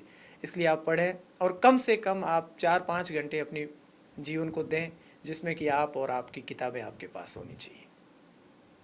कॉलेज के अंदर आज पढ़ाई से ज़्यादा तो राजनीति हावी हो गई है, कितना फेस करते हैं आप? कैसा फील करते हैं जब ये सब देखते हैं कि उस समय जब आपके समय था कॉलेज का, आज के समय में कितना अंतर आया है? कुछ चीज़ों का ग्लैमर होता है, तो वो ग्लैमर आकर्षित करती रहेगी अपनी तरफ, तो ये दौर तो चलता रहता है। आपके अंदर कभी ऐसा नहीं आया कि मुझे भी नेता बनना चाहिए कॉलेज का, या मुझे चुनाव लड़ना चाहिए विश्वविद्यालय के? कभी नेता शब्द को बहुत बड़ा मतलब एक दायरे में बांट दिया गया है। हाँ, नेता का लीडर मानो तो हर क्षेत्र में जो नेतृत्व प्रदान करे वो लीडर ही तो होता है। हाँ, आप एक राजनीतिक क्षेत्र क्यों मान रहे हो? हाँ, आप किसी के घर पे जा रहे हो, हाँ। उसके शादी समारोह है, हाँ। आप खड़े हो गए, थालियां पकड़ ली और खाना खिलाने का परोसने का काम कर रहे हो, वहाँ लीडर नहीं हो क्या? या हाँ, तो वो भी तो लीडरशिप है ना। तो लेकिन आप सिर्फ राजनीतिक क्यों आजकल मान? यही माइंड में सेट किया जा रहा है कि नेता यानी कि राजनीति। इस माइंड सेट को बदलना बहुत जरूरी है। ये आप जैसे शिक्षक लोग बदले, कॉलेज शिक्षा से बदलो। कोशिश तो होती ही है, कोशिश होती है। और जैसा कि कॉलेज में राजनीति की जो आप बात कर रहे हैं, तो जैसे छात्र संघ की बात है, कभी एक समय था जब इसकी आवश्यकता रही थी, क्योंकि हमारी जब मतदान की उम्र भी अलग थी और उसके बाद में चीज़ें बदलती गई तो सरकार ने भी चीज़ें बदली। एक लिंग दो सिफारिश, एक समिति बनाई और उसकी सिफारिशें आई। तो ये अब है ना, बहुत सारी चीज़ें समाज पे भी निर्भर करती है, बहुत सारी युवाओं पे भी निर्भर करती है कि हमें आगे किस दिशा में बढ़ना है। तो राजनीति को बहुत पॉजिटिव तरीके से लेके विकास के साथ जोड़ा जा सकता है। दृष्टिकोण में बदलाव की आवश्यकता है। आज की चकाचौंध की जिंदगी में व्यक्ति सामान्य जीवन कैसे यापन करे? उसको अपना जीवन और अपनी मर्यादाएं, अपना दायरा तो देखना पड़ता है खुद को ही कि मुझे क्या करना है। जब व्यक्ति अपना आंकलन नहीं कर सकता है तो उसके लिए सारी चीज़ें बेमानी है। तो अपना आंकलन करना सीखें तो आराम से ज़िंदगी बसर हो सकती है। अच्छा, आराम से जी आजकल के युवा नशे का व्यापार करते हैं, नशे की लत भी बहुत सारे युवाओं को है। होटलों पर बैठ के, चाय के होटल पे, चाय की थड़ी पे बैठ के युवा 5-5 घंटे रीलें देखते रहते हैं। उनके लिए आप क्या मैसेज देंगे? ये दोष युवाओं का सिर्फ नहीं है। हाँ, हर दौर में ऐसे प्रश्न चिन्ह उस युग के युवाओं पे लगे ही है। अच्छा।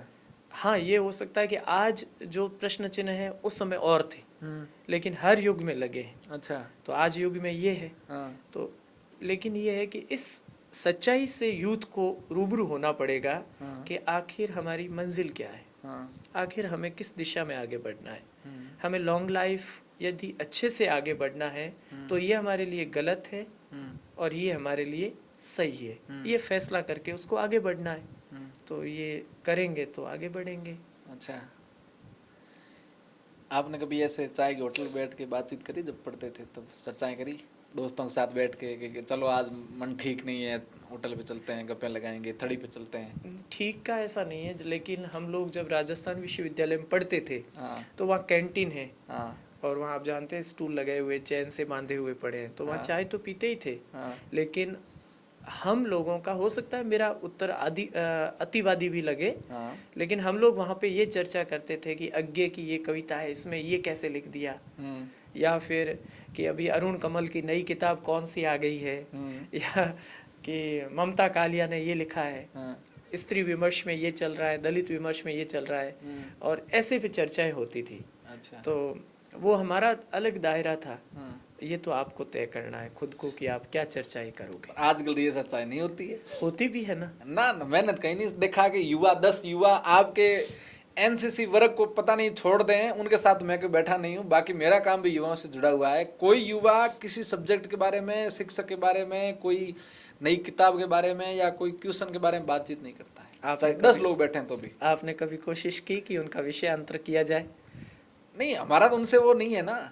हम तो कंप्यूटर की बात करते हैं, बैठते हैं तो कहते हैं कि इसको ऐसे करना चाहिए, ये सिस्टम इसमें ये विंडो अपडेट होने चाहिए, ये वर्जन होना चाहिए, लेकिन वो विषय उनका है। कंप्यूटर आता ही नहीं, बाड़मेर में लोगों को कंप्यूटर नहीं आता, ये सत्य है। कोशिशें की जाए तो चीज़ें बदलती है।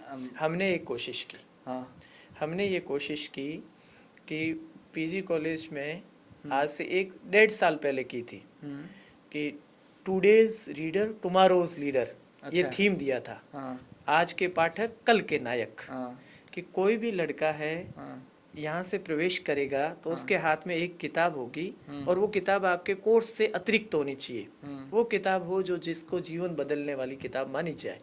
किताब नहीं है तो आप नहीं आओगे। ये हमने कोशिश की और कुछ महीने तक चला। और आपको लिखना है कि पर महीने आपने इस महीने कौन सी किताब पढ़ी, कौन सी पढ़ी। अच्छा। तो कुछ बदले, कुछ लोगों ने उस चीज़ को अपनाया। सबसे तो आप करवा नहीं सकते ना, तो होता है। तो चर्चाओं का विषय और ये सारा बदला जा सकता है, मुश्किल नहीं। अगर कोई ऑपरेटर चाहिए ना, हिंदी टाइपराइटर नहीं है। कोचिंगों को बहुत सारे फोन आते हैं कि हिंदी टाइपराइटर चाहिए, ग्राफिक डिजाइनर चाहिए, वीडियो एडिटर चाहिए, कंप्यूटर का अच्छा टैली का ज्ञाता चाहिए। नहीं है, क्यों नहीं है? कंप्यूटर से बाड़मेर के लोग दूर क्यों हैं? जमाना स्किल का है, और स्किल के लिए सरकारें बहुत प्रयास कर रही है। बहुत सारे बाड़मेर में तो कोर्सेज हो रहे हैं। बहुत सारी जो कंपनियां हैं वो अपने CSR के तहत कोर्सेज करवा रही है। ये तो सबको पता है, लेकिन लोग कर नहीं रहे। कुछ कर भी रहे हैं तो जॉब मिल रहा है उनको, किसी को जॉब मिल रहा है, बाहर मिल रहा है, बाहर जाना नहीं चाहता, कुछ लोग जा भी रहे। तो ये जिसका आपने एक प्रश्न पूछा ना कि ये सब क्यों नहीं कर रहे हैं, तो वो इसलिए नहीं कर रहे हैं क्योंकि अभी उनको एहसास भी नहीं है कि मुझे जीवन में किन चुनौतियों का सामना करना पड़ रहा है। लाइफ बड़ी इजी हो चुकी है, और जब उनको परेशानियाँ आएगी, जब मुश्किल हालात आएंगे तो वो सीख जाएंगे काम। तो क्यों ना पहले सीख ले। तो सीखना चाहिए। सरकार एक योजना चला रही है स्किल डेवलपमेंट, बहुत बड़ा पैसा खर्च कर रही है। कॉलेजों को अलग अलग टेंडर दिए हैं, कंप्यूटर का भी है, सिलाई का, कढ़ाई का, बुनाई का, बहुत सारे काम है अलग अलग विषयों में। लेकिन उसमें भी बच्चों की स्ट्रेंथ नहीं है, बच्चे नहीं आ रहे वहाँ। सरकार फ्री करवा रही है, खाना नाश्ता सब दे रही है, फिर भी बच्चे उस क्लास में नहीं आ रहे हैं। क्या कारण है? हमने कभी उनके लिए ऐसा इसके लिए तैयार किया ही नहीं। मैंने कहा ना कि एजुकेशन करियर ओरिएंटेड है, लेकिन करियर में भी क्या, सरकारी, अच्छा, नौकरियों के लिए। हाँ। हम लोग उसके लिए तैयार हो रहे हैं। ये सवाल ना तो मेरा अभिभावक चाहते हैं, हाँ। ना कभी शिक्षकों ने ये बताया, ना लोगों ने बताया कि भाई आपके हाथ के हुनर से भी आप आगे जा सकते हैं। बाड़मेर में बहुत सारे लोग हैं ना जिन्होंने विश्व स्तर पे नाम इसलिए कमा लिया क्योंकि उनमें कौशल था, और यहाँ बाड़मेर के कौशल को उन्होंने आगे बढ़ाया और प्रसिद्धि हासिल की, काम भी किया, खुद ने भी पैसा कमाया और लोगों को भी रोजगार दिया। लेकिन हम लोगों ने अभी यूथ में ये चीज़ की नहीं है। दूसरा ये कि हमारा समाज भी उतना ही तो दोषी है कि हम लोग एक बार कोई जॉब लग गया उसको तो वेटेज देते हैं, और जो प्राइवेट में काम कर रहा है, बहुत अच्छा काम कर रहा है, उसको उतना वेटेज नहीं देते हैं। उसके सम्मान में कहीं ना कहीं हम कसर छोड़ देते हैं। जिस दिन हमारी सोच बदलेगी, लोग उस फील्ड में जाते रहेंगे। आज भी देखिए कि सरकारी सेक्टर तो सीमित है ना, प्राइवेट सेक्टर असीमित है, और प्राइवेट सेक्टर में जाने वाले, यदि आपके अंदर हुनर है, काम करना चाहते हो, तो बहुत आगे जा रहे हो, तो संभावनाएं है। रीट और कांस्टेबल के भर्तियों में जितनी भीड़ है ना बच्चों की, उतनी लेक्चरर प्रोफेसर बड़े पदों पर नहीं है, क्या कारण है? हमेशा ही जमीन पे और रोड पे चलने वाले वाहनों की संख्या ज़्यादा ही होती है। अच्छा। आसमां में बहुत कम लोग नहीं, होते हैं। मैंने देखा है कि 90% 12th में बहुत बहुत टैलेंटेड स्टूडेंट BSTC कर रहे हैं, फिर या ITI कर रहे हैं, या कांस्टेबल की तैयारी कर रहे हैं। हमने कभी आसमां छूने के लक्ष्य बनाए ही नहीं। छोटे छोटे लक्ष्यों में हमने अपनी ज़िंदगी सीमित कर ली है। जिस दिन हम ये सोचेंगे ना कि ये आसमान है, इसमें सुराग किया जा सकता है, हमारी नज़रें उधर होगी, पाँव जमी पे होंगे, उस दिन हम भी वही होंगे। और जब तक हम नज़रें यूं ही रखेंगे, लक्ष्य छोटे रखेंगे, तब तक यहीं पे रहेंगे। अच्छा, युवाओं को बड़ा सोच के तैयारी करनी चाहिए। जी बिल्कुल। अच्छा, जाते जाते बहुत सारे सवाल हैं, लेकिन 2 घंटे लगभग हो गए इस इंटरव्यू को। NCC के तहत ही आर्मी के अंदर फायदा मिलता है? जी, कितना? इसमें अलग अलग मापदंड है। हाँ। NCC में यदि आप ऑफिसर बनना चाहते हैं तो NCC स्पेशल एंट्री आती है। उसके लिए आप अप्लाई करते हैं तो आपको SSB देना है, तो उसमें बेनिफिट है। और यदि आप मतलब सिपाही के लिए जाना चाहते हैं तो C सर्टिफिकेट के 20 नंबर है, B के 10 है, ऐसे अलग अलग नंबर जुड़ते हैं। अच्छा, अभी आर्मी के अंदर अग्निवीर चल रहा है, जी। बहुत सारे युवा विरोध भी कर रहे हैं, बहुत सारे पक्ष में भी हैं, डिबेट चल रही है, आप इसको कैसे देखते हैं? हर आप चीज़ इससे बहुत का नजदीक से जुड़े हुए हैं। हर चीज़ का प्लस माइनस, नेगेटिव पॉजिटिव दोनों होते हैं। कोई भी चीज़ों में बदलाव होता है तो बहुत सारा उसके पीछे सोच समझ होती है, और कई बार बदलाव होता है तो वो उससे काफ़ी लोगों के हित भी प्रभावित होते हैं। तो जैसे ही हमारी जो रेगुलर आर्मी की भर्तियां थी और उसके बाद में ये जो अग्निपथ जिसके तहत अग्निवीर होते हैं योजना आई, तो उसमें काफ़ी कुछ चेंजेस हैं। कुछ चीज़ों की तो आवश्यकता थी, क्योंकि आज जो सेना है पहले की तरह नेक टू नेक फाइट कम हो गई है, टेक्नोलॉजी बढ़ चुकी है, चीज़ें हालात बदल चुके हैं, तो कुछ तो बदलाव की ज़रूरत थी। दूसरा, आज का यूथ है वो लंबे समय तक इस तरीके से रहना भी नहीं चाहता था, तो कुछ वो था और कुछ ये बदलाव किया गया था। तो इसके प्लस माइनस दोनों हैं। मैं ये मानता हूँ कि कुछ बदलाव ज़रूरी थे, लेकिन दूसरा ये भी है कि एक व्यक्ति है जो कोशिशें करता है जॉब लगने की, सेवा करने की, उसको कहीं ना कहीं ये भी गारंटी चाहिए कि मैं स्थायी हूँ। क्योंकि हम एक रेस ख़त्म करते हैं, रुक के दूसरी रेस कर लें, ये हर किसी में काबिलियत नहीं होती है, इतना नहीं कर पाते हैं। तो कुछ बच्चों को और जो लोग हैं उनको ये भी परेशानी आती है कि इसका जो टाइम पीरियड है उसको बढ़ाना चाहिए या उस पर संशोधन करना चाहिए, तो उस पर बात चल रही है, देखते हैं क्या परिणाम आते हैं उसके। आपके NCC आज तक कितने बच्चे सरकारी जॉब में गए? मेरे ज्वाइनिंग के बाद बहुत सारे चले गए, पहले भी बहुत सारे जाते थे, लेकिन मैं करीब ये मानता हूँ कि 500-600 तो मेरे आने के बाद चले गए। अच्छा, सबसे बड़ी पोस्ट पर कोई अवगत? हमारे एक RS बना है। अच्छा, जो कि RS जो राज्य प्रशासनिक सेवा है उसमें चले गए। एक ऐसा बच्चा है जो अपने बंजारा होते हैं ना, बंजारों में वो CRPF में SI बना। अच्छा, तो बंजारों में तो ये स्थिति है कि कोई पढ़ता भी नहीं है, हाँ, पढ़ाते भी नहीं है, और वो बच्चा वहाँ तक पहुँच गया। अच्छा, तो ये हमारे लिए बहुत बड़ा ये है कि इस समाज का जोधपुर में कोई ऐसा ही नहीं है और वो बन गया। अच्छा, तो इस तरीके से बहुत सारे बच्चे बने हैं, बहुत सारी गर्ल्स हैं हाँ, जो कि अलग अलग सेवाओं में गई है। अच्छा, NCC से बच्चों को गणतंत्र परेड में शामिल किया? जी बिल्कुल। कितने बच्चों? प्रतिवर्ष जो नई दिल्ली में जो आप बात कर रहे हैं कि नई दिल्ली में अपना जो पहले राजपथ कहते थे उसके बाद में अब कर्तव्य पथ कहा जाने लगा, तो प्रतिवर्ष हमारे यहाँ से एक दो तो होते ही होते हैं। अच्छा, और कई बार ज़्यादा भी हुए हैं। क्या क्राइटेरिया सिलेक्शन का? इनके लिए बहुत कैंप्स होते हैं, बहुत मेहनत करनी पड़ती है। अच्छा, अभी जैसे महीना चल रहा है सितंबर का, अभी से शुरुआत हो जाएगी। अच्छा, और हर 10 दिन का एक कैंप होता है और उसमें सिलेक्शन होता है, आउट होते जाते हैं, फिर और करते करते दिसंबर लास्ट तक ये सिलेक्शन चलते हैं। तो अक्टूबर, नवंबर, दिसंबर 3 महीने मेहनत करनी पड़ती है उनको सिलेक्शन के लिए। अलग अलग कॉम्पिटिशन्स होते हैं, तो उसकी हाइट होती है, ड्रिल होता है, आप कैसा वर्ड ऑफ कमांड देते हैं, आपका आईक्यू क्या है, हम्म। आपकी टर्न आउट, आप दिखते कैसे हो, कपड़े कैसे हैं हम्म। सेट होते हैं आप पे, आप में कल्चर क्या है, मल्टी टैलेंटेड हो या नहीं हो, इन चीज़ों को करते हुए फाइनल वहाँ पहुँचते हैं। अच्छा। मुझे प्राउड है कि हर साल हमारे यहाँ से बच्चे जाते हैं उसमें। मैं भी 2014 और 2015 दोनों आरडीसी मैंने भी की। अच्छा। तो बड़ा मोमेंट है कि आप वहाँ हो, आपसे उपराष्ट्रपति मिलने आते हैं सबसे पहले, हाँ। और लास्ट में क्लोजिंग पे प्रधानमंत्री मिलने आते हैं। अच्छा। फिर तीनों सेनाओं के अध्यक्ष, दिल्ली के सीएम, रक्षा मंत्री, रक्षा राज्य मंत्री, सब लोग आपसे मुलाकात करने आते हैं, सब अपने घर पे इनवाइट करते हैं। अच्छा। इतने भारत के चुनिंदा बच्चों में आप होते हो, हाँ। तो इससे ज़्यादा तो क्या मौका हो सकता है। एक जो धोरा धरती का लड़का है उसके लिए तो इससे ज़्यादा कुछ हो नहीं सकता। अच्छा। बहुत बड़ी अपॉर्चुनिटी है। लास्ट सवाल, अंतिम सवाल यही है कि आपके पास एनसीसी में सिलेक्शन के लिए किसी नेता का फोन आया कभी कि सर इसका तो करना ही करना है? शुरू में आते होंगे, जब तक मैं जानता नहीं था किसी को। हाँ। लेकिन अब क्या है कि हम तो रनिंग करवाते हैं, हाँ। तो रनिंग में सबके सामने फेयरली दिखता है हाँ। कि कौन कौन आ रहा है। हाँ। तो आप वीडियोग्राफी हो या फिर प्रत्यक्ष रूप से वहाँ खड़े हो तो सबको दिखता है कि ये आगे, हाँ। और धीरे धीरे समझ में आ गया कि हाँ इस अच्छा। तरीके से होता है। तो अब तो किसी का नहीं आता। अब नहीं आता? तो कभी ऐसा हुआ है कि नहीं सर इसका तो लेना ही लेना है? नहीं नहीं, ऐसा कभी नहीं रहता। कभी नहीं। चलते चलते आपसे ये मेरा सवाल है कि आज के युवाओं को आप क्या मैसेज देना चाहेंगे? आज के यूथ को यही कहना चाहता हूँ कि जिस भी फील्ड में जाना चाहते हो उसमें बहुत मेहनत करो।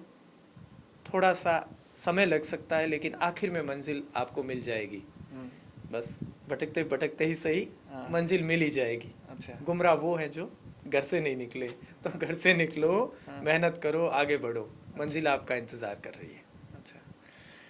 तो बहुत सारी बात की आज सर से, और मुझे तो बहुत मज़ा आया बात करके, बहुत अनुभव शेयर किए। एक ऐसे गुरु जिनसे हर चीज़ सीखने लायक है, और बाड़मेर के नहीं पूरे राजस्थान के लोगों को जो हिंदी भाषा को समझते हैं उनके लिए बहुत आदर्श व्यवहार है इनका, बहुत आदर्श बातें हैं इनकी, बहुत संघर्ष से भरा हुआ जीवन है इनका।